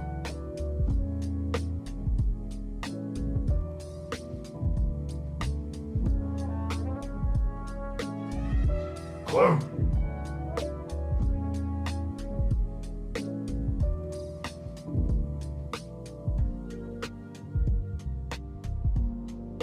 Clone. Yo, I'm back. Thank you, Windows Media Player. You can shut up now because we are back. Yep, there we go. I'm back from the bathroom break. Nerdy's already happy to see me be back. Zero. Like, you need my help with the Dex Nikana build. You can send it to me in the game via the in-game chat, and you can link the builds. By the way, everybody who comes in right now or joins it later, if you have a build that you want to send me, just send me a private message in the game, and then you can link the build like this. Just click that button up there and send it to me. That's all you need to do. But yeah, let's quickly go over one more build. Holy cow, we have so many builds here. Oh my god.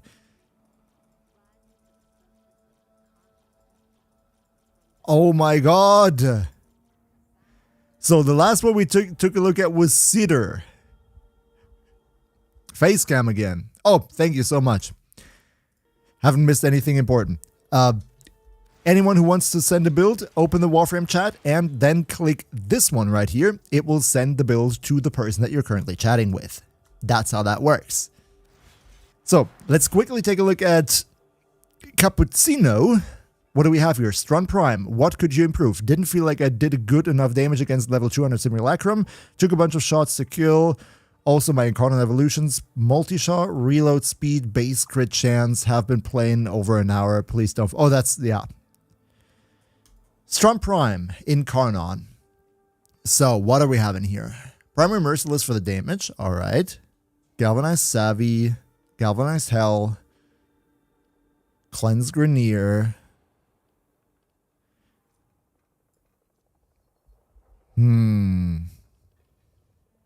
Crit chance, yeah.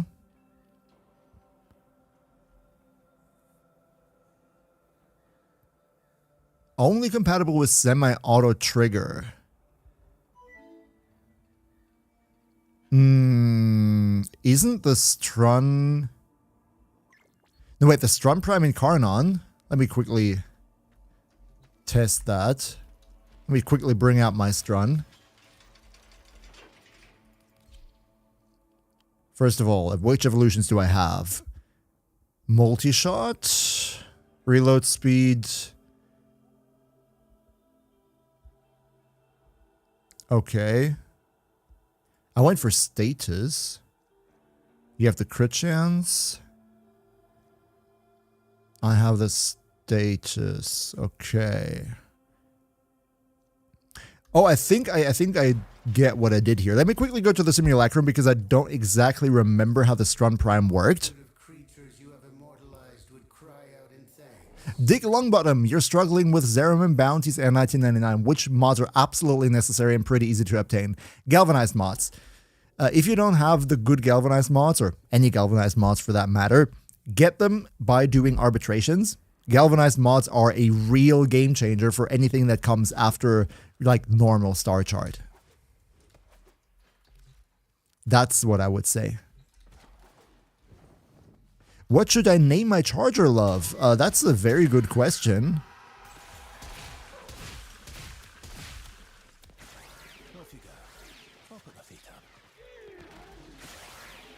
Can I please move? No, I can't. Okay.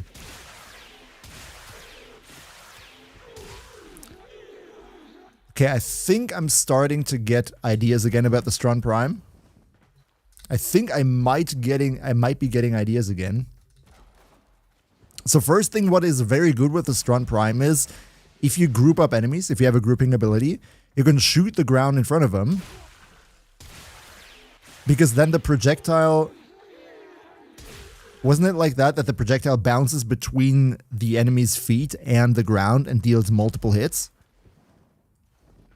But I gotta double check my build too.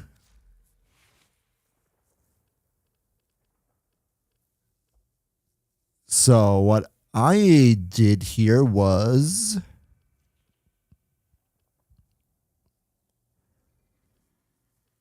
Yeah, I basically just build a slash build against Grenier. It's kind of unspectacular.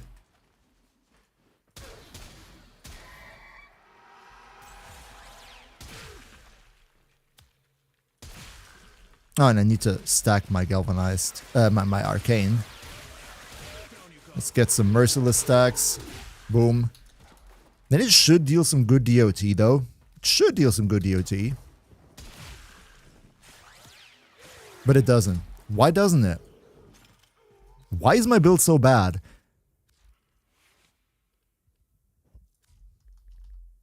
Yeah, maybe because I don't have Elementalist. Maybe that might be a reason here.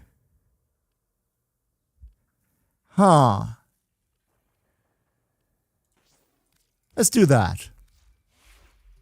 Now it should be better. Clem. Clem. That was the best command ever. Yeah, I think this is going to be much better. I think Elementalist is exactly what we need. So let's clear that. So we have our arcane stacked up. Yeah, that looks about right.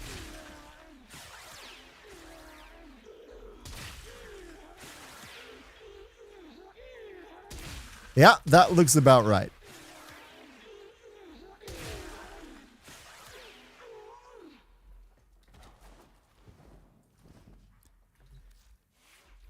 So let's...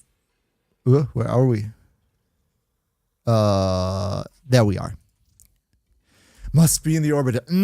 Why can't I look at your builds in the simulacrum? Iron Garden, how does heat inherit work? Everybody who's currently in chat, please remind me that after we've taken a look at the Strun Prime, that I explain heat inherit, because I think there are probably a decent amount of people here in chat who do not know about heat inherit, and I think it's one of the greatest mechanics in the game, and I want to explain that in Simulacrum, so remind me that I don't forget about it after I took a look at this here. Because I think this is some really, really cool stuff that many more players should know about. Alright, so your Strun goes for corrosive. I personally think probably with the Strun you would benefit from a DOT build. You could do slash DOT to bypass enemy armor. If you have an armor stripping ability, you could also go for heat DOT, of course. But I just personally feel that... Clem. And I might be wrong here because I'm not that experienced with the Strun Prime, but I think that an Elementalist plus faction damage DOT build is probably a bit nicer on the Strun. Dystopia! You're heading out for the stream. Have a good rest of the day. Thank you so much as always, my generous friend. Have a good Wednesday too. Thank you so much for tuning in. Hope to see you again soon. Mouse locked. Mouse locked. Okay, I guess we're going to stare at lovely little Arthur here for 20 more seconds then. Big love, Dystopia. Whisical chest. How do you do damage cap? Essentially, by having a really strong weapon, stacking all the buffs, stacking all the... unlocked. Perfect. Stacking all the debuffs on the enemy, and then it is possible to get that high, but you need certain setups for this. And honestly, I think damage cap is not necessarily something you should strive for, because If I'm not mistaken, then a level 10,000 Demolisher unit in Disruption has 50 million effective hit points. So technically, as long as you're dealing 50 million or more damage, it doesn't make any difference anymore. Kid, yeah, sure, these mouse and keyboard alerts. I did it with StreamerBot. Basically, it's just a voice command. Like, if you lock the mouse or the keyboard, I can still physically use it. It not physically disables the input. It just sends a voice command to me so that I hear it, and then I just don't use it for 20 seconds. It's basically the easy way to go about it. Yes, Smeddy, yes, I have set up StreamerBot. I showed it earlier. I can show it again. I have set that up. So my stream, my chat now looks like this. We now have YouTube and we have Twitch in the same window now, which is a great thing. It's a great improvement. I can now actually read everybody. I'm not going I'm not discriminating anyone anymore. But all right.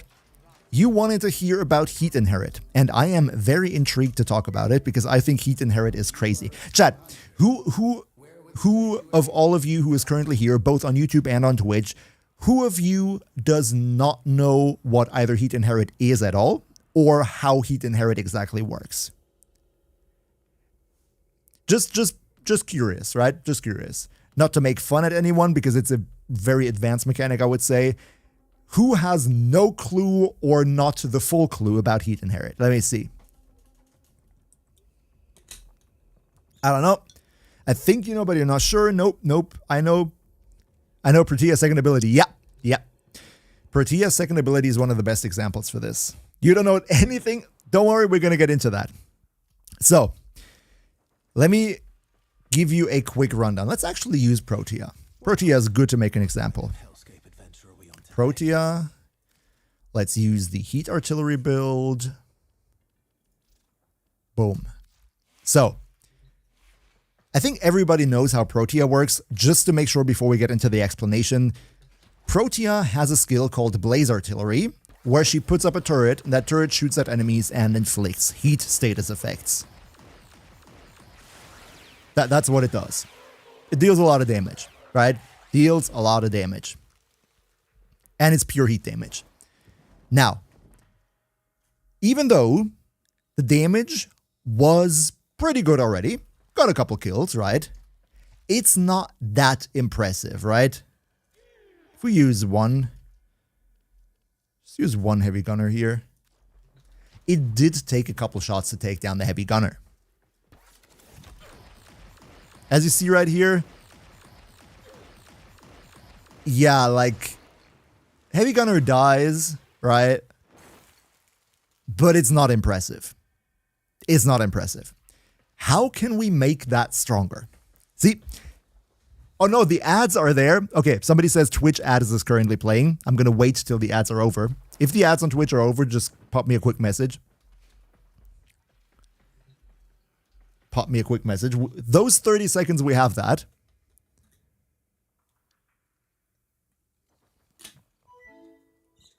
I wish I could just disable the ads entirely. Clem. So, Heat Inherit is a mechanic that you can use on every Warframe that deals heat damage with abilities. Every Warframe, Protea with the Blaze Artillery that we just showed, or maybe Amber, or Gauss, or really any Warframe. By the way, High Metal Twig, just saw you in chat. Every Warframe that deals heat with abilities can benefit from Heat Inherit. And Heat Inherit is I don't think it's an intentional mechanic. I think it's been unintentionally in the game, but I also think that the devs kind of sort of just accepted that it exists and don't really want to patch it out.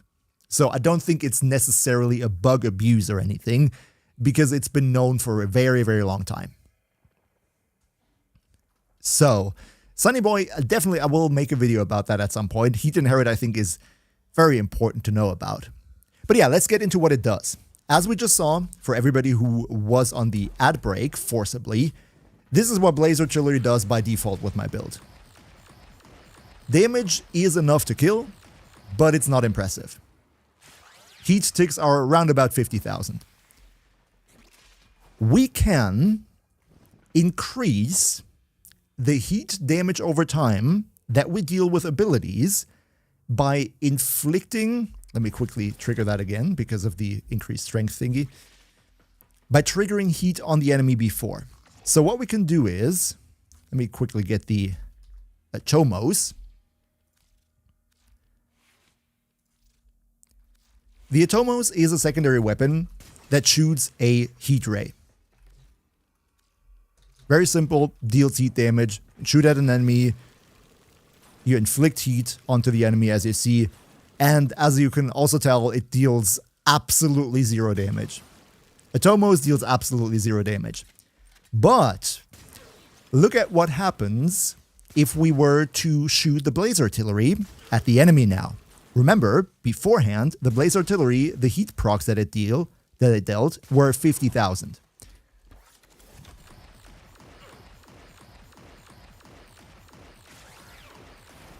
Oh, 170,000. Did I read that right?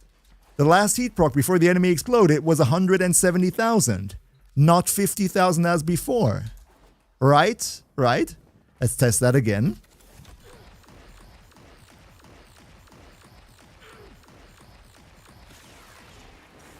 Okay, that was more than expected. Interesting.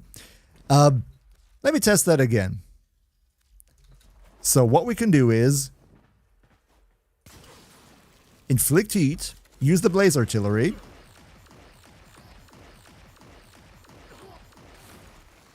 and the enemy dies significantly faster than they would if the blaze artillery was not there. Now without without inflicting heat. See, if we don't shoot at the enemy first, yeah, we're back at the 50,000. If we do shoot at the enemy first, they're gonna die before the blaze artillery is gone.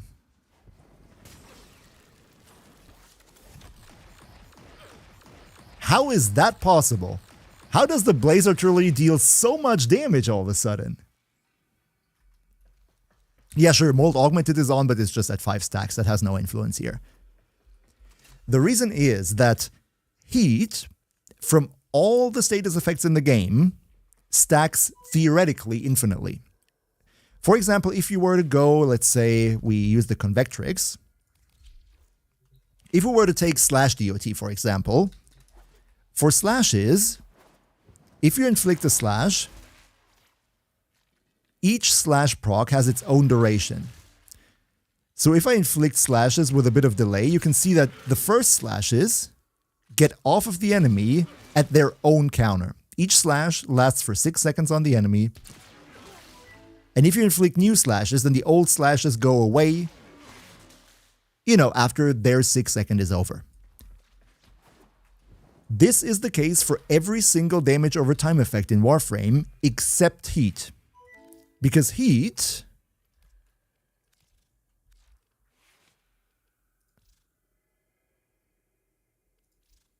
never mind, we'll just use that. That should do.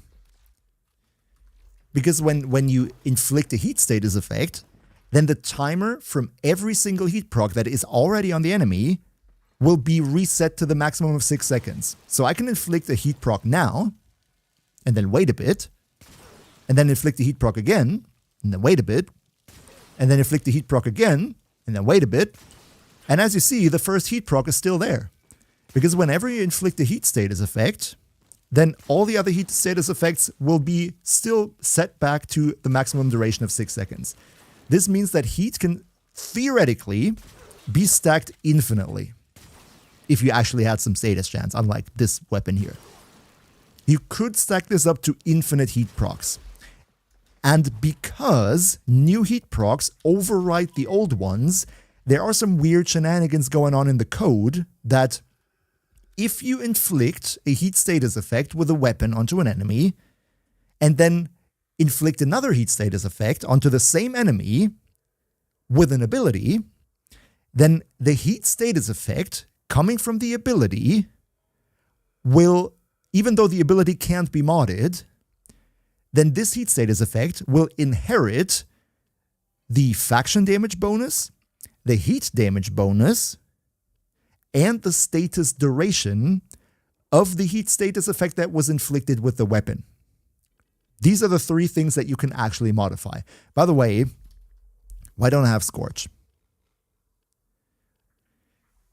So that is the reason why the heat status effects from the Blaze Artillery get so much stronger if you shoot at the enemy with the Atomos first.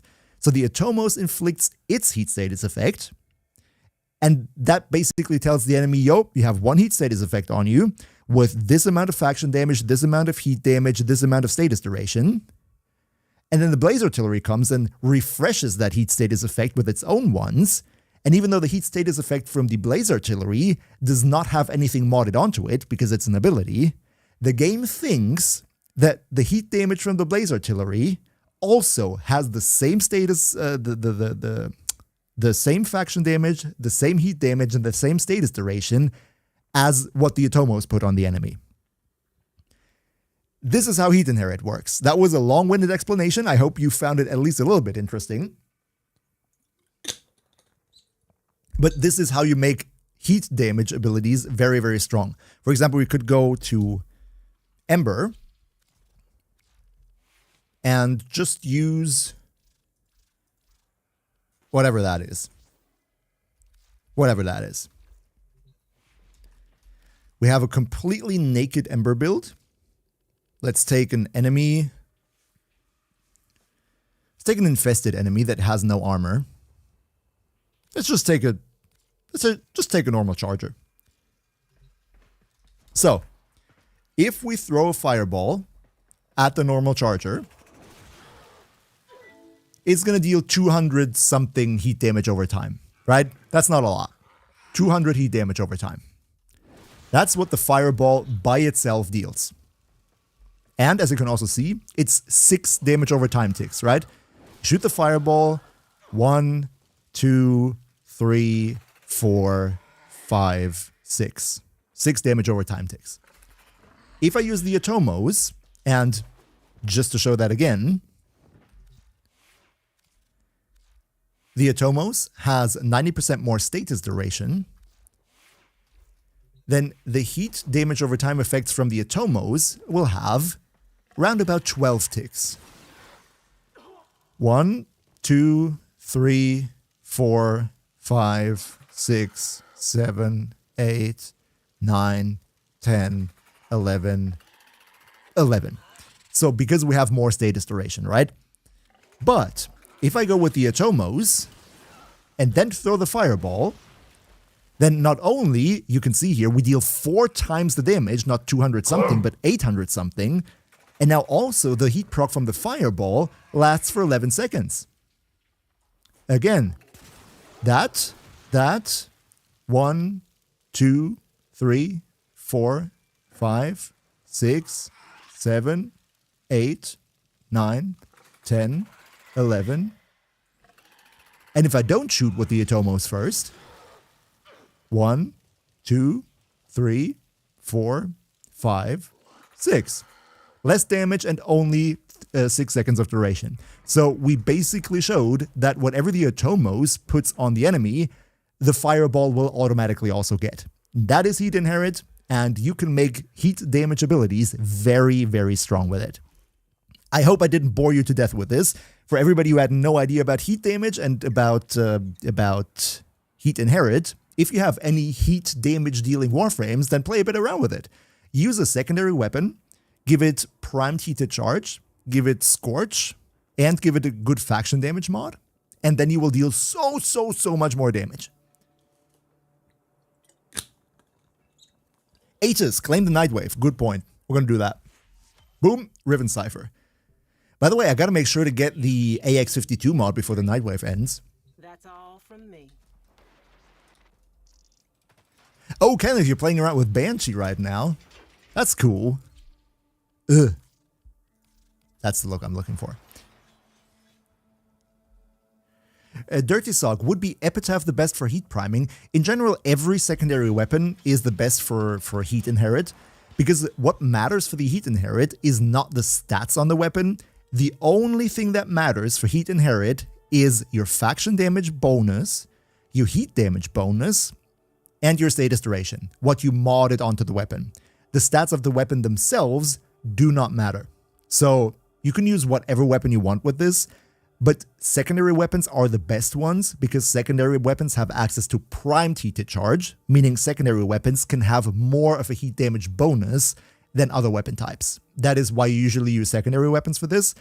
You could, of course, use anything else. The only thing that matters is that you first apply the first heat proc on the enemy with the weapon, and then you follow up with the ability. That's all that matters. Chibi style, yes, you can go with the Ignis. Just, you know, Ignis is a rifle and does not have a primed heat mod. So with a rifle, if you want to use a rifle for heat inherit, you would have to use Hellfire and then Wildfire. No, wait, couldn't it be that rifle is actually better then? Because you have Wildfire and you have Hellfire and you have Thermite rounds? That should actually be better, right? 90 plus 60 plus 60. 210. No. Sorry, secondaries are still slightly better. But all in all, it's not going to make much of a difference. It's not going to make all that much of a difference. As long as you're doing it right, it shouldn't have all too much. What? Mr. No Sympathy is here. Somebody just casually lurking in, casually being like, hey, let me check up on that MHB dude. Let me see if he explains heat inherit right, huh? Came here and thought I wouldn't notice. Mr. No Sympathy, welcome to the stream. How's it going, man? How's it going? How's your moving going? Still stressful? Still in the middle of changing your location? By the way,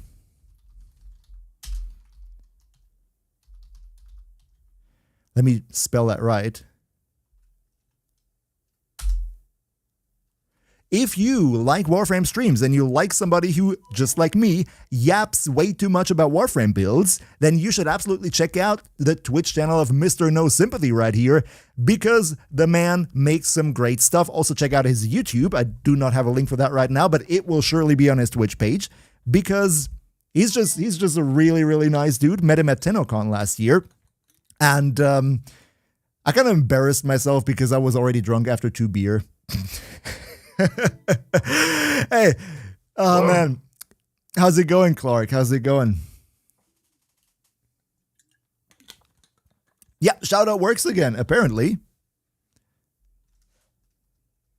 Lightweight, yeah, unfortunately. I don't know what happened. Like, seriously, after COVID, it was like my tolerance for alcohol was at minus 10%. It was crazy. Chillin', how's it going? I'm just, chilling out on stream a bit, taking a look at viewer builds, yapping way too much. I'll have no chance of finishing all of them. But yeah, I'm basically having a good time. Voice is already cracking a little bit, but it's fun. And I have a command where you can use 1 channel point to say Clem, and everybody loves it. We're having so many Clems today. so many Clems today.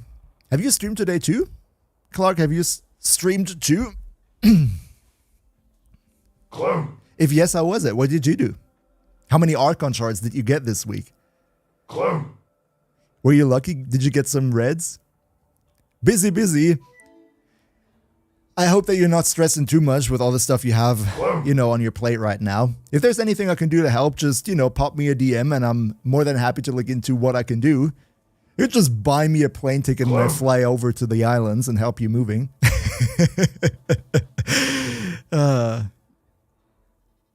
Yeah, if you could get 5 or 10 Clems per day, that would be hilarious, but that would also be very annoying, I think. Ripgus, you can finally get Burst on Prime Incarna. That's nice. Miss Rosie probably wouldn't be impressed with a low alcohol tolerance. Bavaria, yeah. I'm luckily not living in Bavaria. If I did, I would probably also have a much higher alcohol tolerance. That's for sure. 1,000 platinum to reset the Clem for the day. I could think about that. Okay. But let's take a little bit more of a look at a build. By the way, Elizabeth, are you still there? If you're still there in chat, then let me know. I don't want to spend like all that much time. I want to get to as many builds as possible. So I would like to just pick one of them. If you're still there, let me know which one should I take a look at first. Oh, Josh, you're Elizabeth? Okay. Which one would you like me to take a look at? Which one is the most important one? I missed your Exceltra build. Oh, you're right. I'm sorry. Let's take a look at it. We have a good old 100 munitions. Nice. Serration, Merciless, Infected Clip, Cryo Rounds, Galvanized Chamber. Ooh, you have a Viral Riven. That is nice. Forest Druid, is it worth to buy Oberon Prime for ADP or should you grind for it? I would say right now it's not really worth spending platinum on Oberon Prime because Oberon is in a really bad spot. He's probably potentially currently even the worst Warframe in the game. I would not pay any platinum on him. Rather, I don't know if his relics are currently unvaulted. If they're unvaulted, just farm for it. If they're not unvaulted, if they're not accessible right now, just wait until he gets out of the vault and then you can get him. But don't spend money on it. So yeah, this Exceltra Prime build here. You have a Riven that gives Viral, which is very, very nice. Gotta say that. The crit is fine. I would personally not double down into Viral right here. Because you're already having Viral from the Riven right here. I would instead, let me quickly open up the wiki. Just give me 1 second. One quick second. We can go into the wiki together. Let's take a look at the wiki together. Where is my browser? There it is. I even have a browser window. Hello? Browser window? Browser window. Why don't you appear? Hello? Ah, there we go. Sorry for that. Boom. That's the browser.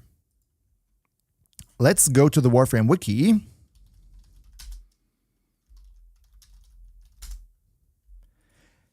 Because with the Exceltra Cappuccino, if you go for 100 munitions and a slash damage over time build, then obviously you want to have the biggest slash as possible, right?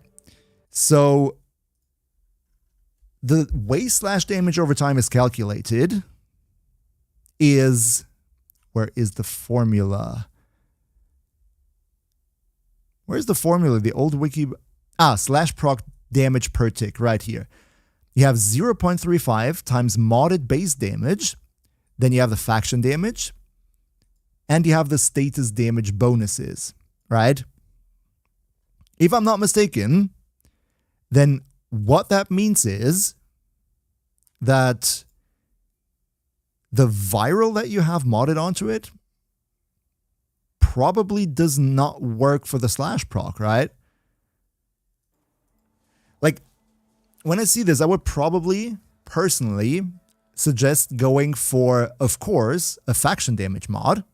Because, you know, faction damage double dips with damage over time effect. So if you go for 100 munitions, you absolutely want to have a faction damage mod. And given the fact that you already have base damage for Merciless and Serration, I would go for faction damage plus Elementalist mod. We can actually go to the simulacrum and compare it, because I do have an Exceltra, and I think I can put this exact build together.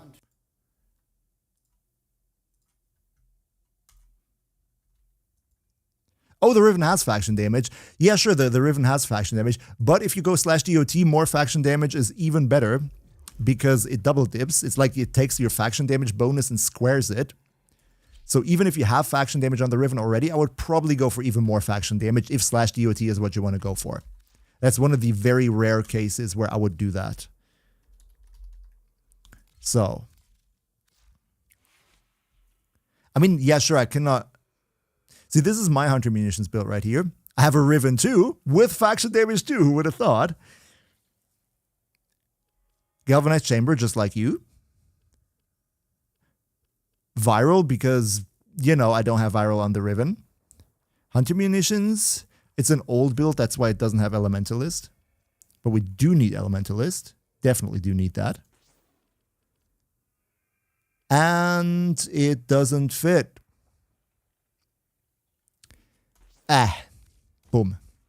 Now it fits. Where is my... Yeah, see, that's the thing, Cappuccino, that's the thing. You have the brilliant situation that you have viral on your Riven, right? You have the luxury of not needing these two mods here the way that I do, because I do not get viral without these two mods. You have viral and faction damage on the Riven, so what you could do is replace one of these with your Bane mod. And I think that would deal much more DOT than modding more viral. Primary acuity on the Exceltra.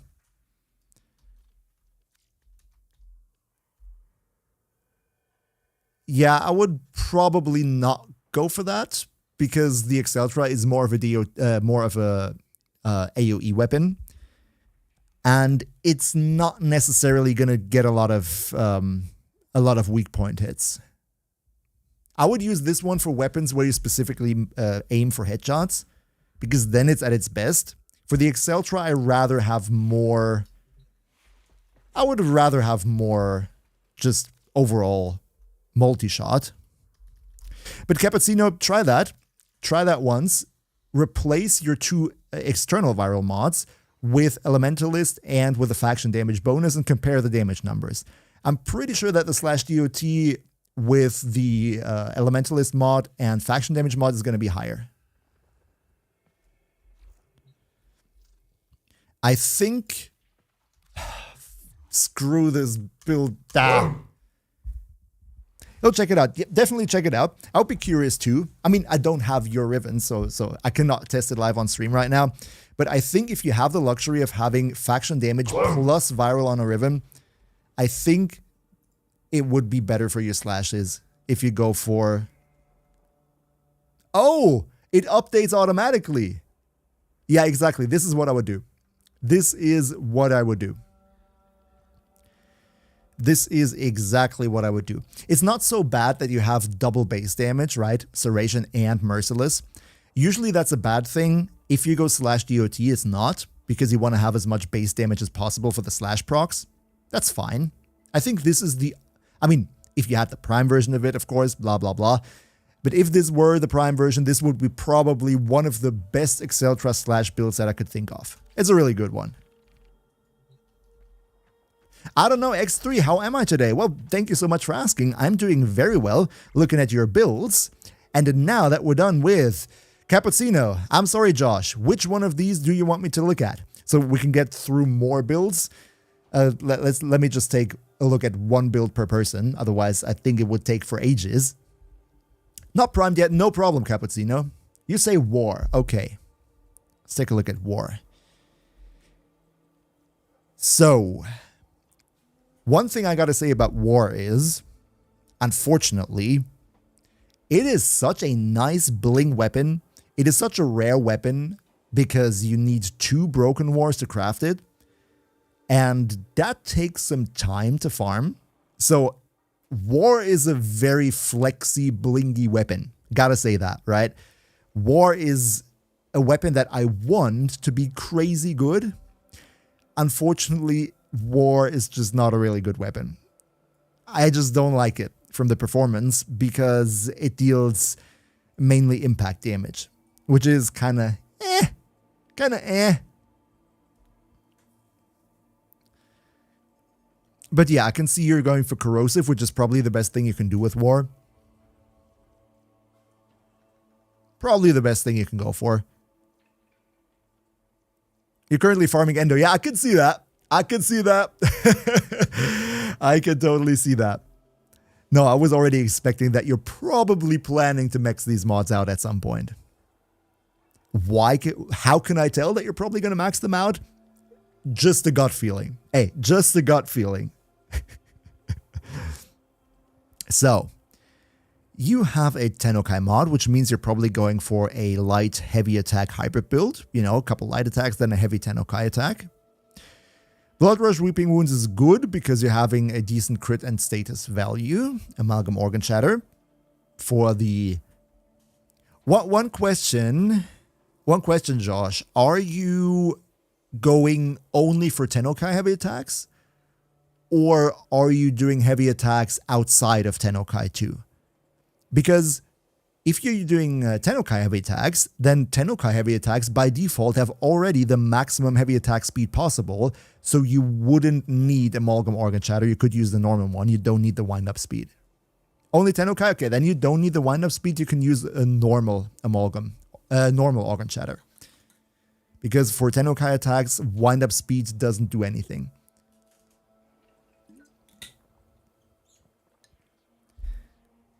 So yeah, 5% more crit damage with normal Organ Shatter here. Corrupt Charge for the initial combo. I would go for Galvanized Reflex, if you have that. Galvanized Reflex over Corrupt Charge, because it gives you more initial combo. If initial combo is what you want, by the way. Though, if you're going for Tennokai, I wouldn't even go for initial combo at all. I would just use the Naramon Focus School so your combo counter doesn't go down all that fast. And then, you know, just keep it up. So probably right here I would use something else.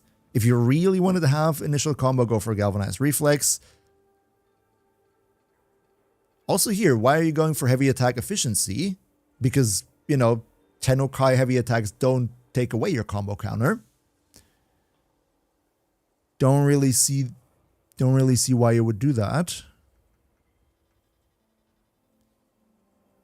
I would probably go and, I mean, this makes perfect sense. I would put Condition Overload here. Oh, these are builds you got from a friend. All right. So I would tell your friend, or if this is your build, I don't know if you're asking for a friend or you just copied your friend's build. If you're going for only Tennokai, then use normal Organ Shatter here. Use either... No, you already have Pressure Point. Use Condition Overload here. And use something here that you want. Probably attack speed, like Berserker Fury or Prime Fury or in general anything. Some more attack speed because it's a slow weapon. Some more damage. And you already... Where does the electricity come from? Oh yeah, from here. No, sorry. If you want to do corrosive, then you go Condition Overload here. Electricity here, probably the 90 mod. Attack speed here. Normal Organ Shatter. That would be a corrosive crit status hybrid build that I would put on the war. That would be my 2 cents. Okay, so let me read a little bit of chat. Evil Jaded, what's going on? Welcome to the stream. What do we have? Demo, welcome. Might be dumb, but isn't there a mod that turns impact procs into bleed procs? Might be for a secondary. Yeah, that's the thing, Demo. These mods exist for the primary weapon. That would be internal bleeding for the primary weapon. And it also exists for pistols. It's called Hemorrhage. Also turns impact into slash. For melee weapons, though, that does not exist, unfortunately. For melee weapons, there is no such mod that does that. Which means if a melee weapon has primarily impact, impact it is, baby. Aeon Grey Fox, you're recently returning, still using Ignis Wraith. It took quite a long for the Steel Path mob. Can you recommend primary that is quite like the Ignis? A primary that is like the Ignis... Torrid Incarnate. If you really want to have a beam weapon that deals elemental damage, Torrid Incarnon is the best. Though I gotta say the Ignis Wraith should be able to deal with Steel Path too. Let's take a look at it. Let's go to the Simulacrum real quick and see what we can get out of the Ignis. Because I think with the right build, it is able to do quite some stuff. Josh, the one mod that you have that gives heavy attack efficiency plus electricity, I would replace it with the 90% electricity mod. That's the one that I would replace. And then the corrupt charge, replace that with what was it? With attack speed.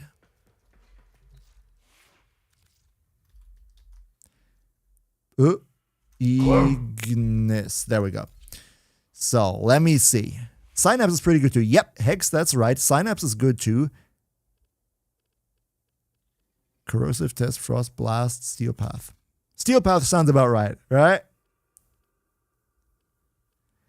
Heavy Caliber Restoration, Rhyme Rounds, Elementalist. Yeah, I kind of have that gut feeling that I don't have the mod capacity to put Rifle Elementalist on this thing,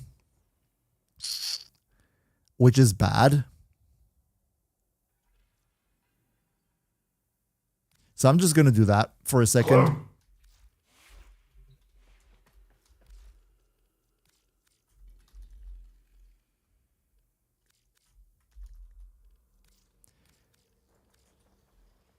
So with the Ignis Wraith, you're actually able to deal some decent DOT. That was the wrong build. That's not what I wanted.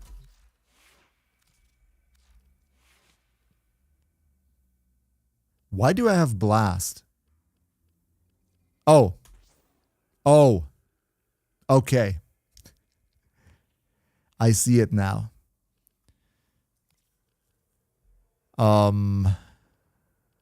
Let's go prime. No. No. Galvanized chamber. Galvanized scope. I hate that I have to reformat to show this. You know what? Screw it. You know what? Screw it. Boom.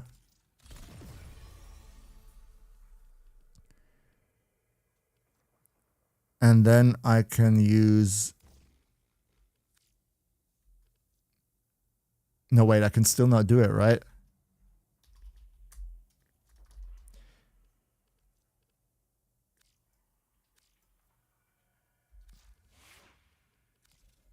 Give me a second, please.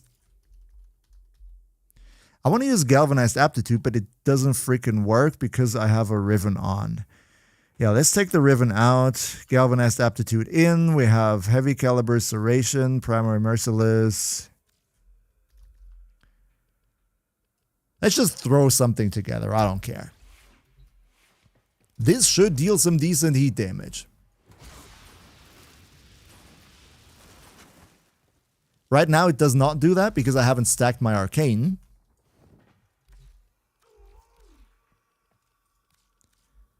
This is embarrassing. Let me stack my Arcane first. Boom, boom, kill everybody.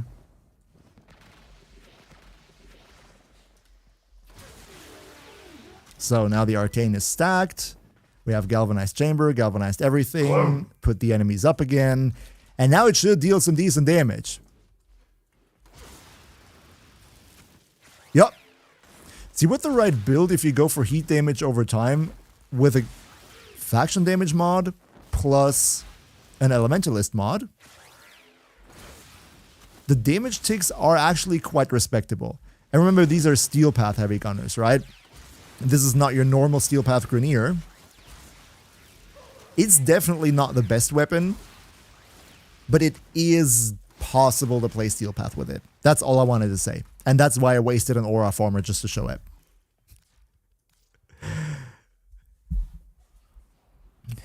Ange Castra, welcome to the stream. Which arcanes is the best for Kuva Ogress? Oh, that's a good question. That's a good question. Probably Merciless. Let me quickly take a look at it. What do I have? Yeah, Merciless. Though Arcane Hotshot... not Arcane Hotshot. No, forget what I said. I would say I would say Merciless. Super Slippy Frog. Ignis is That's a very good question. That is a very good question. I personally think it's not affected by Firestorm. I'm not 100% sure though. It is affected by beam length though.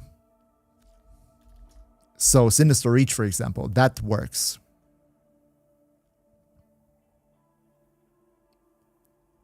Mr. Ollie, welcome to you too. Arcane Primary Crux totally does work too. You'll deal a lot more heat. You can do that, sure.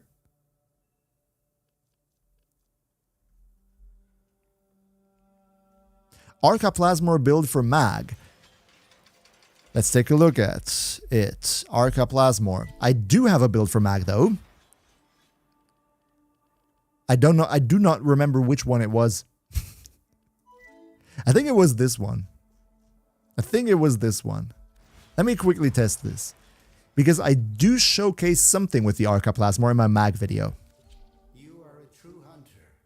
Where would the sanctuary Ben, it might be that Firestorm increases the cone of the flame. But to be honest, I think that's really a waste of a mod slot. You don't need the cone to be wider. It's already pretty decent. In my opinion. I wouldn't go for it. Elxel, I'm new. Is Necros Prime good? Necros is a good Warframe. Not necessarily for the damage dealing, because he's a bit squishy. He's not too much of a damage dealer, but he has a great looting ability, so that makes him a very valuable addition to every account out there.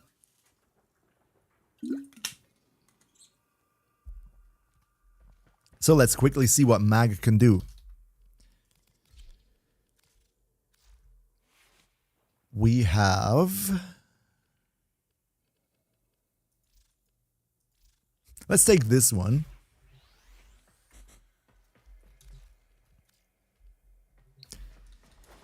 So, with Mag, you can make the bubble. You can shoot the Arca Plasmor in. And then enemy go away. Oh, this is great. I love it. I love it.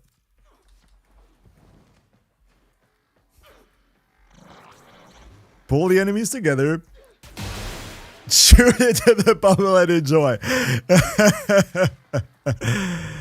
I don't know, Z. This totally works with the original, with the normal Arca Plasmor as well. I have a normal Arca Plasmor as well. That works. Doesn't even have an arcane. We just go and use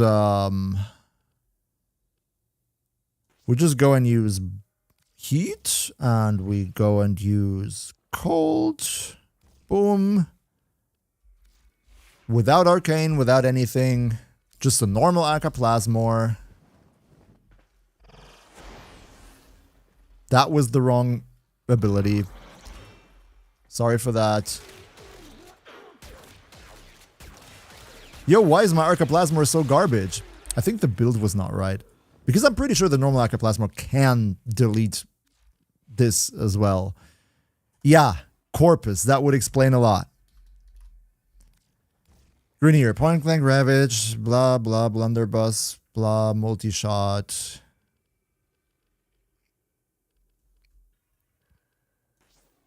I cannot do that. Oh, whatever. I think this should do better. Oh, and Elementalist.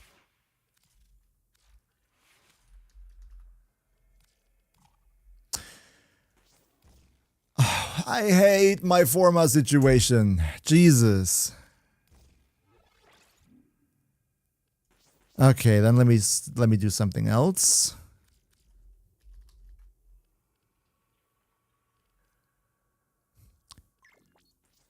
Can't make it happen. Sorry. With this, I cannot make it happen. I cannot fit an Elementalist mod onto it anymore. Why can I do that all of a sudden? Oh yeah, because I...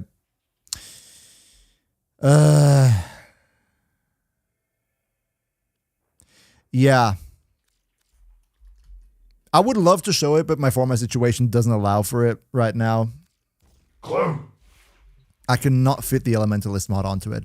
But even with the normal Arca Plasmor, that's what I meant to say 5 minutes ago. It should be possible to deal some decent damage. It's just that the build doesn't freaking function.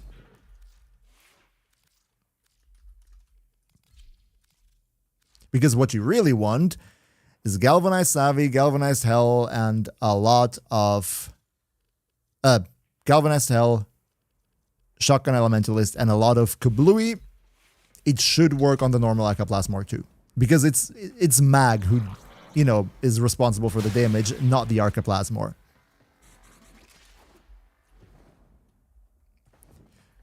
Maestrock, can you suggest a Tigris Prime build? Unfortunately, not really, because I think the Tigris Prime is, in my personal opinion, the worst shotgun in the game. I have never built it because I absolutely hate the duplex trigger mechanic where you shoot one if you press the button and then shoot again if you release the button. I don't like that. I'm sorry, but I do not like it. Never played the weapon, never built it, never enjoyed it. If you like it, that's perfectly fine though, but because of a lack of experience, I do not really understand the weapon, of course.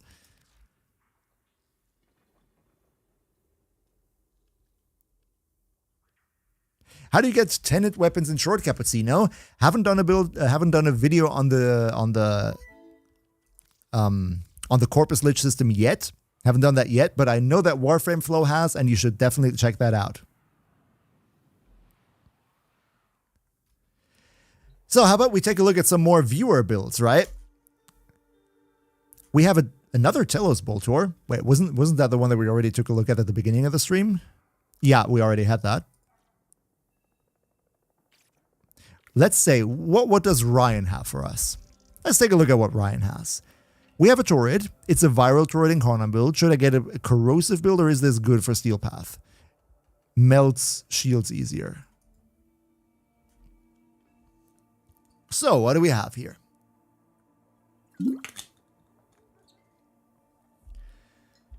So you have Viral Hunter Munitions. That is, you know, the standard stuff. I assume you use the Incarnon version, right?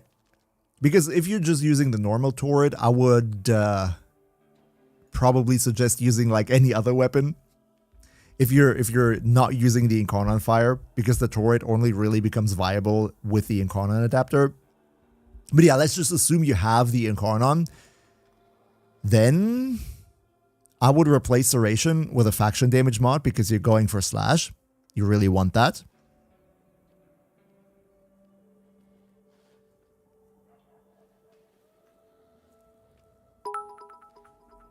Mr. Killer Jr., Duplex doesn't even benefit from Cannonade, does it? What? Duplex doesn't even... By the way, thank you for the bits, of course. Duplex doesn't benefit from Cannonade, does it? What do you mean exactly? What do you mean exactly? But yeah, for this turret right here, you already have base damage from the Arcane. You don't need Serration. So go for a faction damage mod. Then you have a lot of viral. That's all good. That's all good.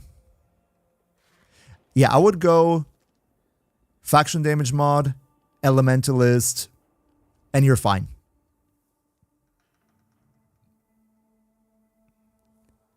Yes, Ananasi. By the way, everybody who would like to snipe a nice turret Incarnon for themselves, the turret is in the Incarnon rotation this week. You can see it right here. If you have Steel Path unlocked and you have Taviri unlocked, then definitely, if you don't have the turret Incarnon, get this thing. And get this thing. Probably strongest secondary weapon in the game. Probably strongest primary weapon in the game, at least for group clearing. And you also have some of the most disgusting melee weapon in the game, all in the same rotation. I mean, you're going to have to pick 2 or 3. You cannot get 3 of them at the same time. Yeah, but my priority would be 1, 2, 3 if you don't have them.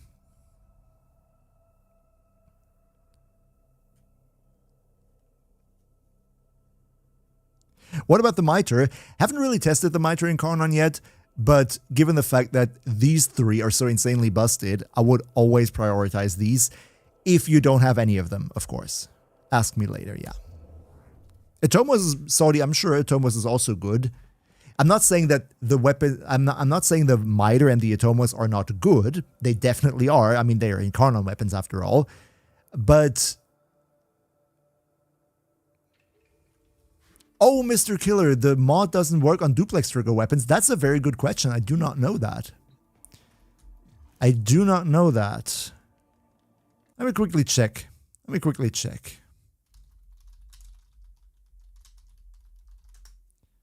Semi-shotgun cannonade. What does it say on the wiki?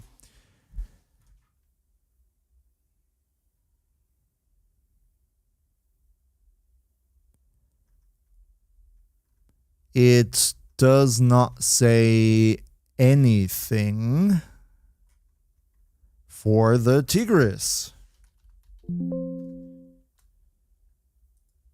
That's a very good question. I do not know.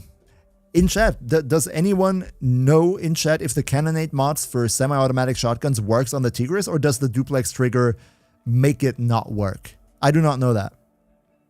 Yes, Quasi. Miter is great for bursting nullifier bubbles, but to be fair, you don't need the Incarnon version for that. You can do that with the normal too.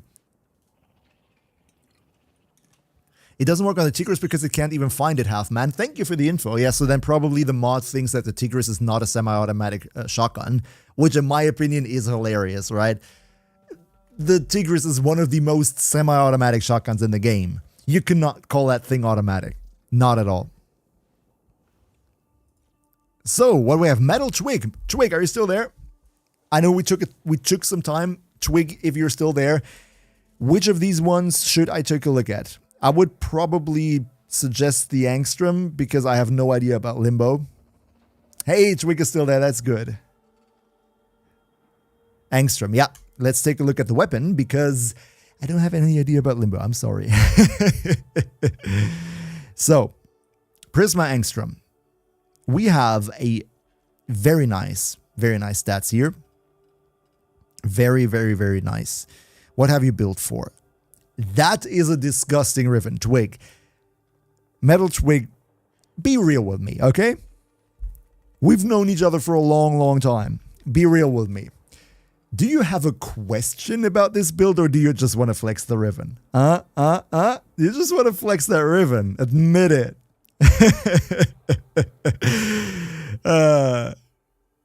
One word, Stugs. Yeah, Stug Sophie. If Stug had an Incarnon, that would be freaking hilarious. I would love that. It's a silly little build. It's a silly strong build. It's not a little build. So yeah. Deadhead, obviously, headshots. A lot of crit.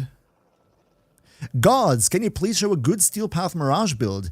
Gods, I can show that, but I also have a relatively recent video on my YouTube channel where I show a very, very nice, I think 2 nice Mirage builds for Steel Path. So if you want to have a full in-detail explanation, start to finish, you can definitely go check that out.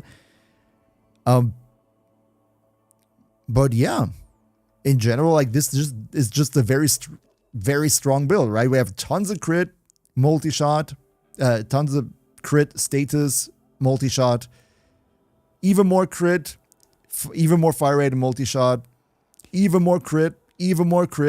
Like there's a lot of crit going on here. And then more base damage. This is a beautiful mod. This is a beautiful mod setup, Metal Twig. Your build looks broken as hell, Julius. Hell yeah, absolutely. Cappuccino, yes, you can have faction, you can have 2 different faction damage bonuses on the same weapon. That's possible. So if you mod Corpus and you have Grenier on the Riven, that means you're going to get faction damage from the Corpus mod when you go against Corpus and from the Riven for the Grenier when you go against Grenier. You can do that for convenience. Then you will not have to swap mods when you switch missions. It's of course not optimal for the damage, yada yada yada, but it does work. It's not like one overrides the other. They both are present at the same time. Smokey IG. Hi, what do we have? Glaive Prime. Ooh, a fellow Glaive enjoyer. Nicholas, did I open your gift from earlier? Nicholas, did you gift something?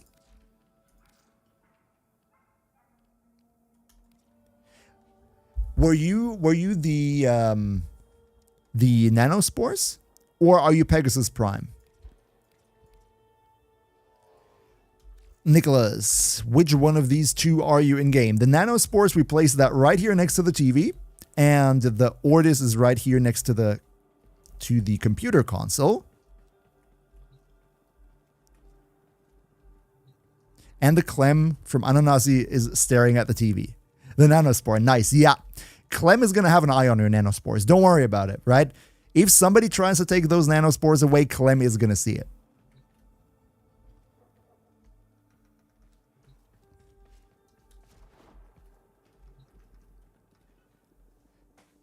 Yorvul, what did you ask? I didn't see that, Yorvul. What did you ask? There are no dumb questions, by the way. Eminence, do I have videos on Gara Prime? Not right now, but I will have a video out tomorrow because I did work on that. It's not quite finished yet. But just because you're all here and just because we're all friends, try this one. Try this build right here. Take a quick screenshot if you want to.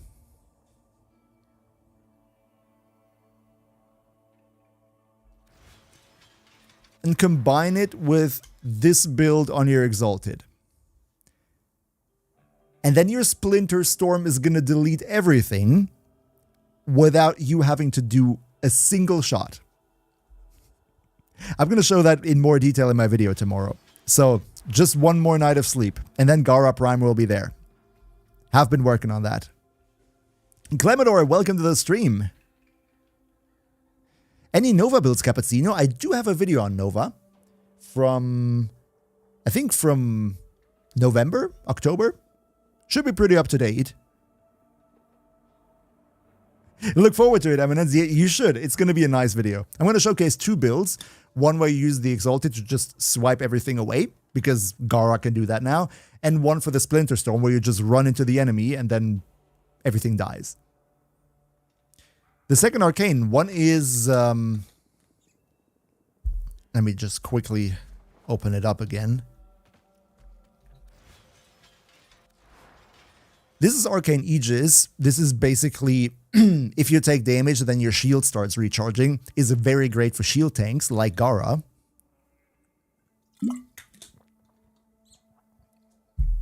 And then Mold Augmented. But I remember somebody was asking, let's take a look at Smokey's glaive build, shall we?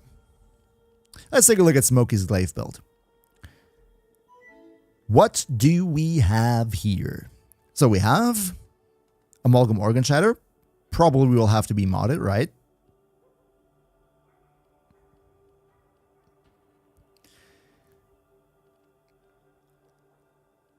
So yeah, this... I think, let me read the message that you, is it good for Steel Path? Is there something that I would add to it? Yes, I do have something that I would add to it. I hope you're still there, Smokey. Oh, you couldn't see it because of the camera position. Sure, camera position. Yeah, I'm sorry. I forgot about that. My arcanes on Gara are Mold Augmented and Arcane Aegis. So, what do we have here? First of all, if you wanted to go full meta, you would go for a melee influenced electricity build, like on the Zorus. But I assume that if you play the Glaive Prime, that's probably not what you're going for. So instead, what I would do here is not use sacrificial mods, not use sacrificial pressure, use prime pressure point instead. It's going to net a little bit more damage. Sacrificial pressure is unfortunately not that good of a mod, even if you combine it with sacrificial steel. Volatile quick return, sure. Instead of corrupt charge, use galvanized... What was it called? What was it called? Let me just open up my glaive and show you which I have.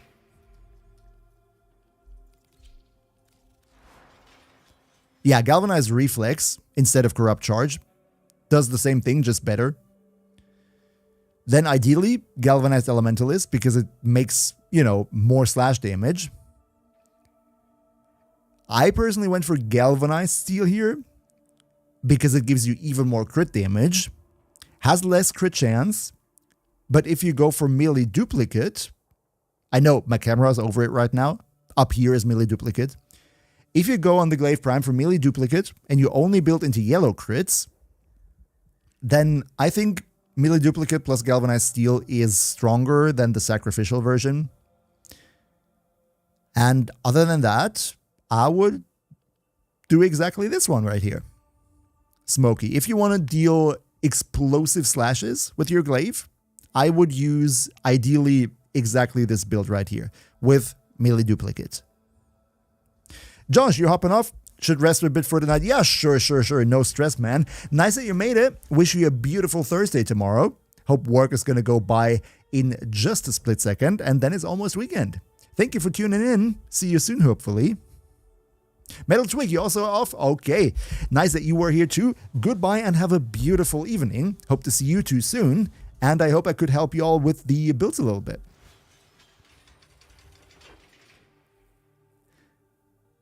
Fierce Brig, welcome. Welcome. How you doing?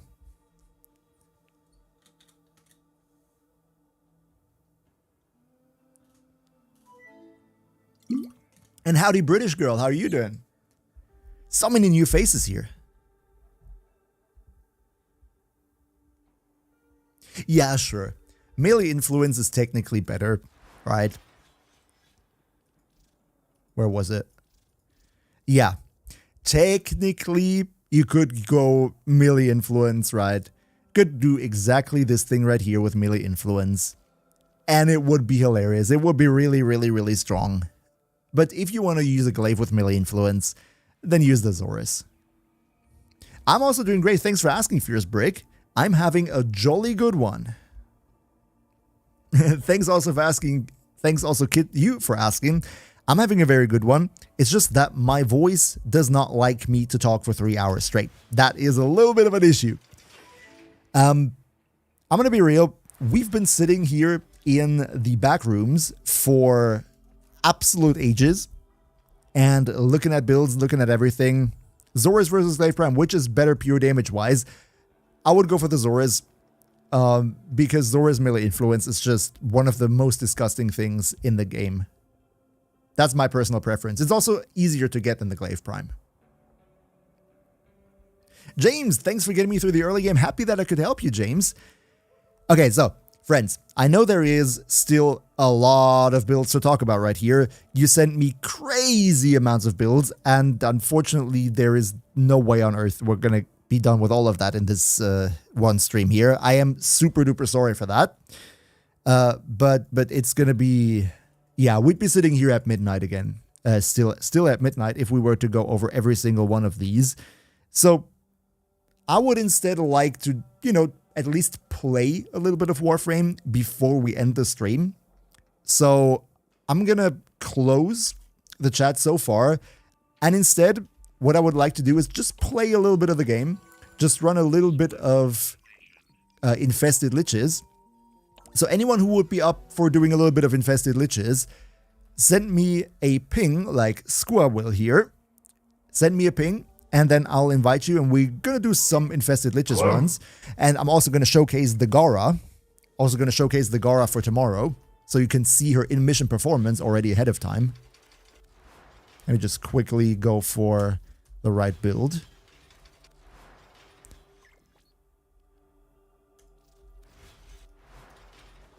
And then let's destroy some liches. Because liches get stitches.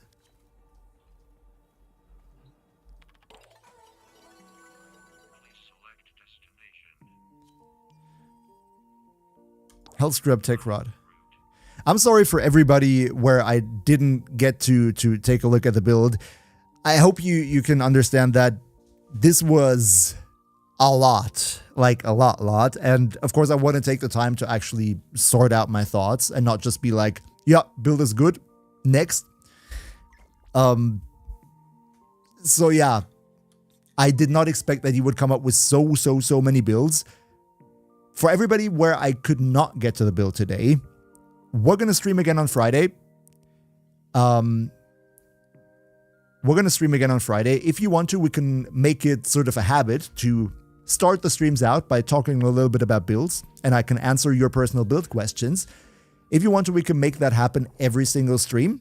so that over time I hopefully get to more of you, right?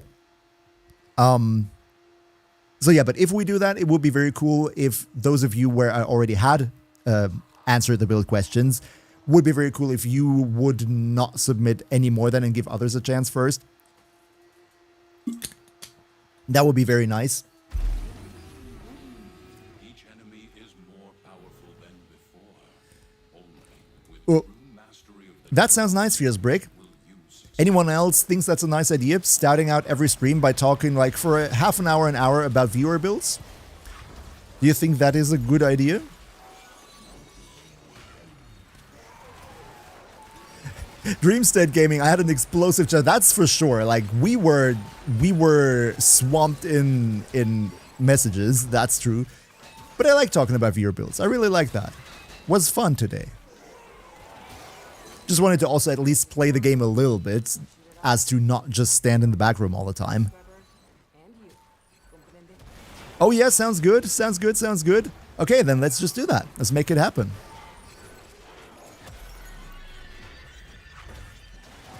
Then let's make it happen. Then let's start out every stream by taking a look at viewer builds. I think that's a good point. I think Sam, in case you're still there, Sam also does that. By the way, Saminator, if he's still there, check him out. He's also a Twitch streamer, also Warframe, and he also does these things where he takes a look at your builds and gives his honest opinion on them. Very, very helpful. Very nice dude. Should definitely check him out. Alt fire on the Aeolac? What was the alt fire on the Aeolac again? And why are there no enemies spawning? Why is there no enemy? Why is there no enemy? Richard Gore, I got the Warframe but didn't understand how it works. Which Warframe?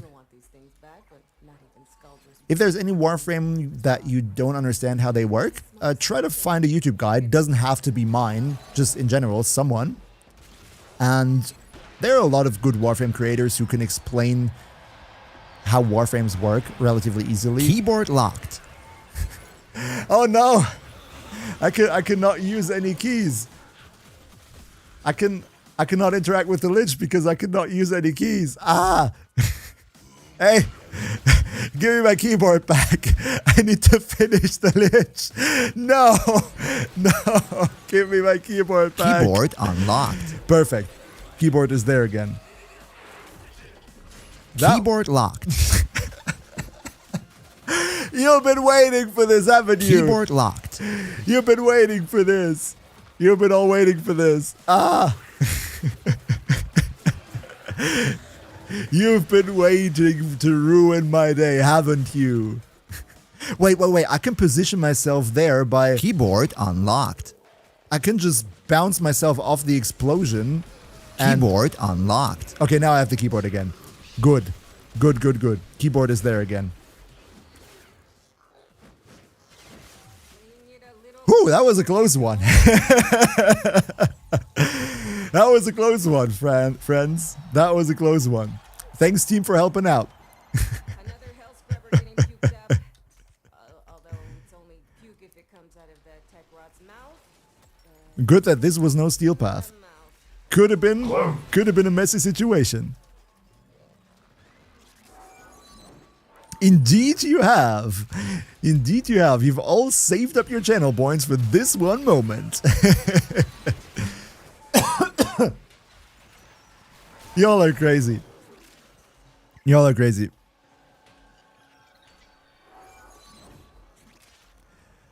Rubgust, which evolution should you get for the Burst on Prime and Karnon? Check out my top rifles video from last year. I do have a section on the Burst on Mouse Prime in locked. that. No! In my top rifles video from last year, I do have a section about the Burst on Prime and Karnon, also with evolutions and build and everything. I would suggest you check that out, because I do not know by heart which evolutions it has. You shall go now. That's fine. Thank you for tuning in. Hope I could help Mouse you a bit. unlocked. Nice. Spore contamination is getting out of hand. Honestly, I think this is going to screw over so many of my Archimedia going forward. This is going to screw up so many Archimedia. Oh god, what have I done? Let me get some of those. wannabe Archon shards here. Find out fate.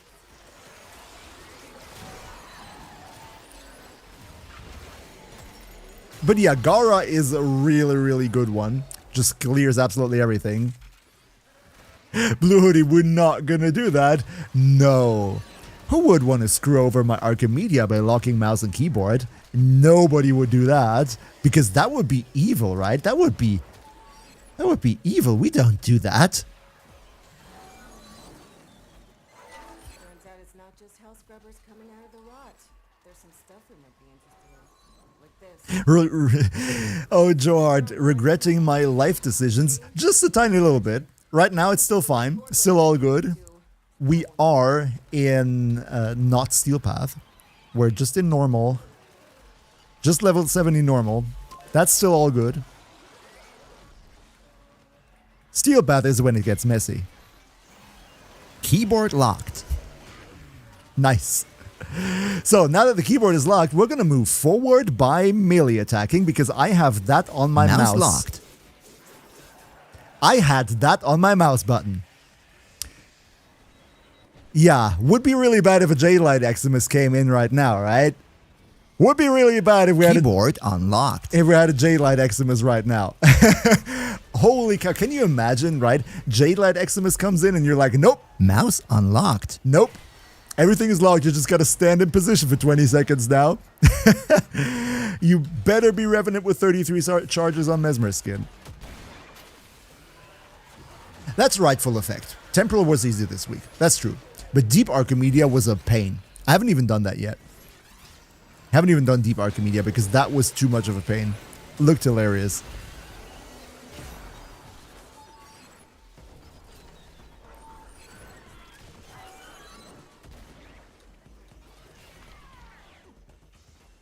Yes, yes, yes. Scroll wheel melee attacks are really cool. 60 seconds to predict. By the way, didn't we want to extract? Didn't I want to extract? Oh yeah, but then you blocked my keyboard. I remember. That was what I wanted to do. Let's just get the heck out of here. In this, I should be done with the Lich now, right? We should be able to go to Railjack and kill them. If I'm not bugging. Strike to win the lesson. Hot Gamer, you're going to take a short break. That's perfectly fine. Thanks for being here. Gauss Prime was confusing, Rissid. Gauss Prime, yeah, Gauss is a little bit more of a complex Warframe. That's true. By the way, who wants to do Railjack Lich killing with me?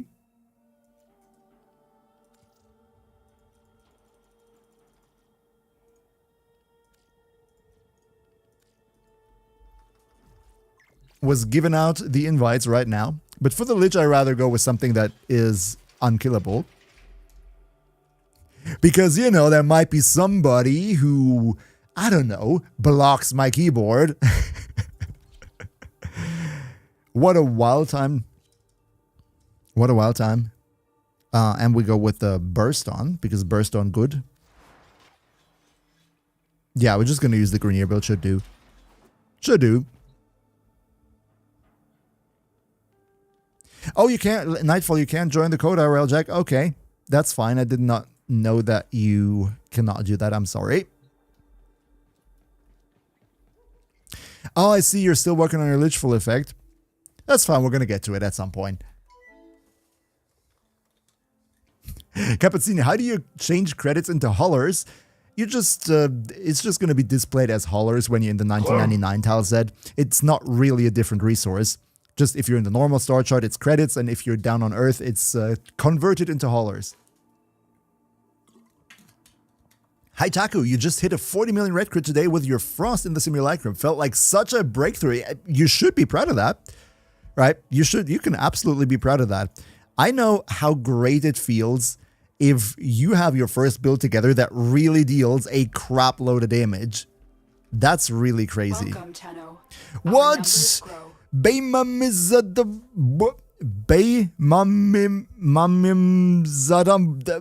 I hope I did not butcher that all too much. Thank you so much for the sub. I really appreciate it. Thanks for your generosity and welcome to the stream. Hope you're having a good time. You used Epitaph, Taku. You used Epitaph. I mean, to be fair, right? to be 100% fair, keeping it 100% real, the Epitaph with the Hold Fire deals intercourse amounts of damage. I'm not going to say the F word because we're family friendly here, but it deals an intercourse ton of damage. For real, Taki. Yeah, for real.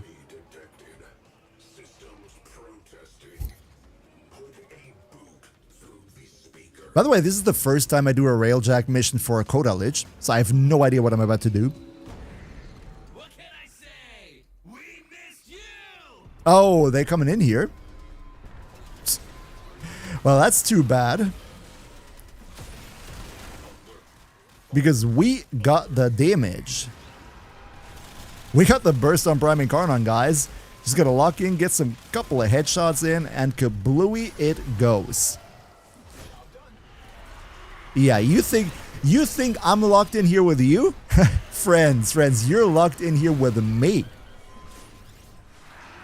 Destroy the hives. Okay, there are hives. Let's just destroy them then. Where they at? Oh yeah, okay. That should do. That should do. There's another one though. Boom. Can we now please continue?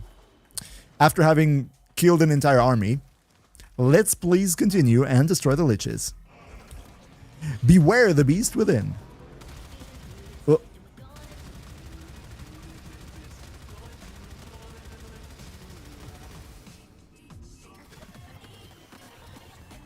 Do I need to do something specifically with this, or do I just blast it like a madman? I just blast it like a madman. Okay. Okay. Sam on the Creek, first time seeing my favorite Warframe creator, didn't realize he was a cutie, but oh, come on, don't make me blush, man. Don't make me blush. The party see, Sam, the party has arrived. Have you heard that? They heard that you came on stream. Nice to see you, by the way. Welcome to the stream. So then they started exactly. They just coming in, starting blasting, right? I'm just doing a little tourist cruise here with my Railjack. Who says that I'm here to deal damage? Who says that I want to be involved in their business? I was just casually tagging along, and then they started attacking me. Obviously, I'm the victim in this. Yeah, Railjack can burn. Railjack has enough health. It's gonna survive that. To be perfectly fair though, I like destroying cruise ships more than this.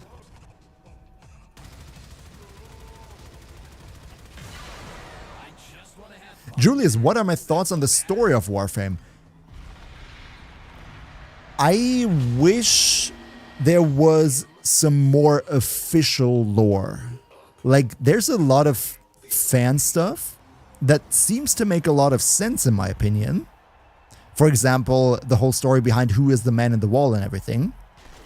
How can I get out of my seat? Hello? Why can't I get out of my seat? Okay, I need to look into my key bindings after the stream. I would like it if there was some more official lore, so that there were less unanswered questions.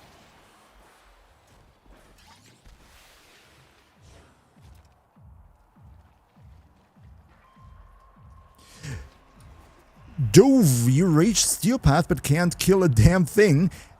I do have a video on my YouTube channel. I know I refer to my videos a lot, but it's because these questions are relatively complex to answer, so I would sit here for half an hour if I were to give it a go all by itself.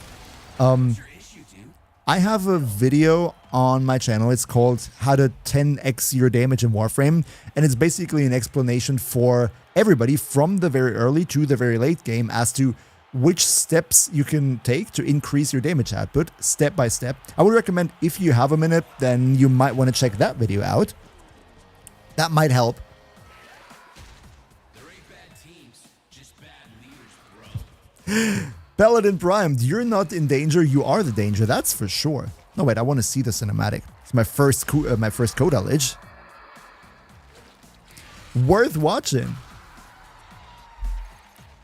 Happy you liked the video. Yeah, this How to 10x Your Damage is one of my most popular videos actually at the moment. So, what are we doing here? Apparently not attacking. Oh, going for the minions. Okay. Avoid stage attacks or suffer double damage. I don't care. I'm Revenant. Okay, so if you're not Revenant, you're supposed to avoid these rockets, I assume.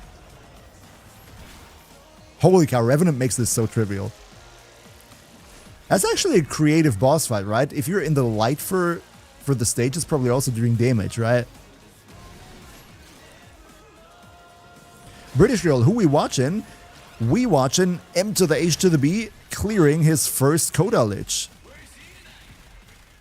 Okay, so that would be the first. Do I need to interact with him? Or do I just...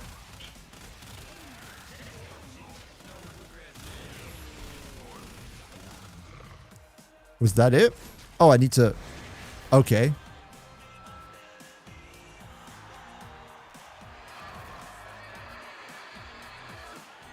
Yes, it's my first Coda Lich. So I don't really know what I'm doing here. I'm just shooting at red points on the radar until the red points on the radar disappear. I will have to review the stream for the boss mechanics in detail afterwards.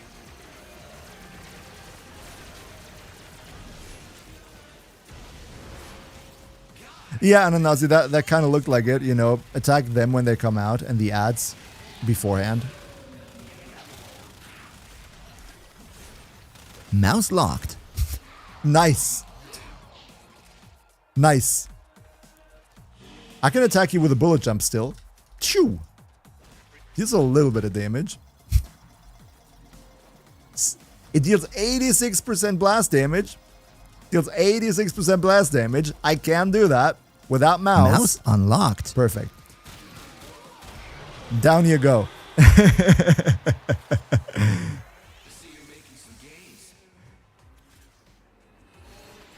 So of course we're gonna vanquish you because I want some of those Coda weapons.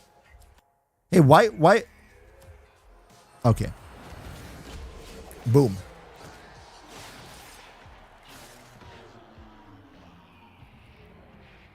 Pulpy Daddy, you want to do Void Cascade level cap, but you don't know how to survive.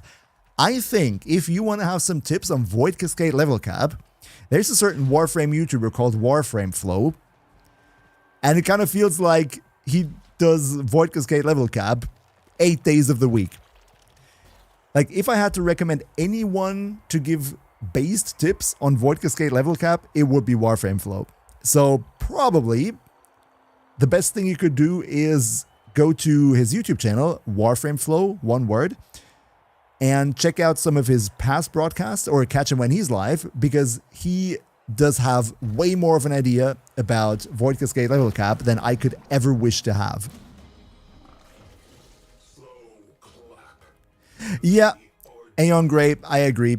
I wish there would be a little bit more from the official side when it comes to the story. So wait, do we... Oh yeah, we're done with the mission, okay. Thank you, no problem, no problem. By the way, thanks for the run, guys. Ad incoming, okay. Nothing interesting happening right now. For everybody who's currently having a Twitch ad, don't worry, it's nothing really interesting happening right now. Just going back to the dojo. Gas 2, Mr. Killer? I didn't know that Gas was also doing a lot of Void Cascade, but sure, everybody who does a lot of steel level cap Void Cascade, God, talking is hard. Everybody who does a lot of Void Cascade level cap surely has more idea about it than I do. Blank as well, okay.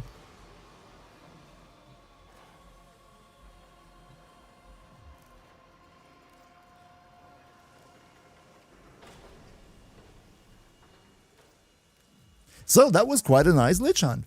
I'm already looking forward to doing all the Liches and getting all the Coda weapons. Squirrel, can I check inbox? Okay.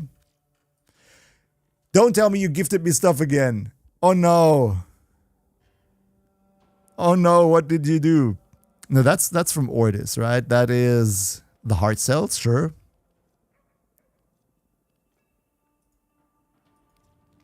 Squirrel, what did you do? What did you do again? Oh, thanks, Squirrel. Thanks for the 3 forma. I'm gonna invest them well, I promise. Not into the Gara, because Gara's already done. Video is gonna come out tomorrow. But thank you, thank you. I will definitely be able to use those. Yeah, Nightfall Alicorn, that's true. Eleanor has new stuff in the store every 4 days. But by the way, guys, I've been on for 3.5 hours already. My voice is not feeling all too good. And I think I should about end the stream. I know there's still a lot of stuff here. A lot of people are still here, and I would love to just sit here and continue playing and chatting with you for hours, but my voice is not going to make that happen. So I would suggest that we see if there's anyone we can raid right now on Twitch. And I will see all of you again very soon. Friday we're going to have the next stream. So, you know, you're going to have a good week until then. Tomorrow is going to be the Gara video. Friday we're going to have another stream. It's all fine. You don't have to miss me. I won't be going away for long. So we're going to go to Twitch right now, see who is currently streaming Warframe.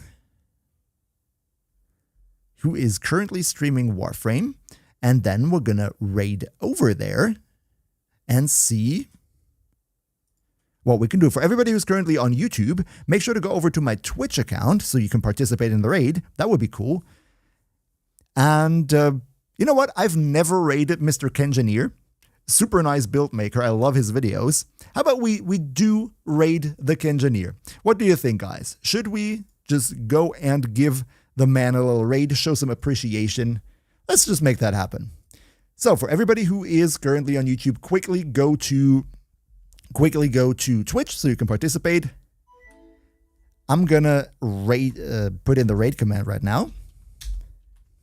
We're gonna be live again on Friday, so don't miss out on that. Tomorrow is gonna be the Gara video, and I see all of you very, very soon. Thank you for being here. Again, thank you and welcome to all the new subs, for all the bits, for all the support. It was really, really fun today, and we're gonna talk more about viewer builds, of course. In the Friday stream, we're going to start out with more viewer builds. Clone. See you soon, hopefully. And yeah, have a good evening. Bye-bye. Clone.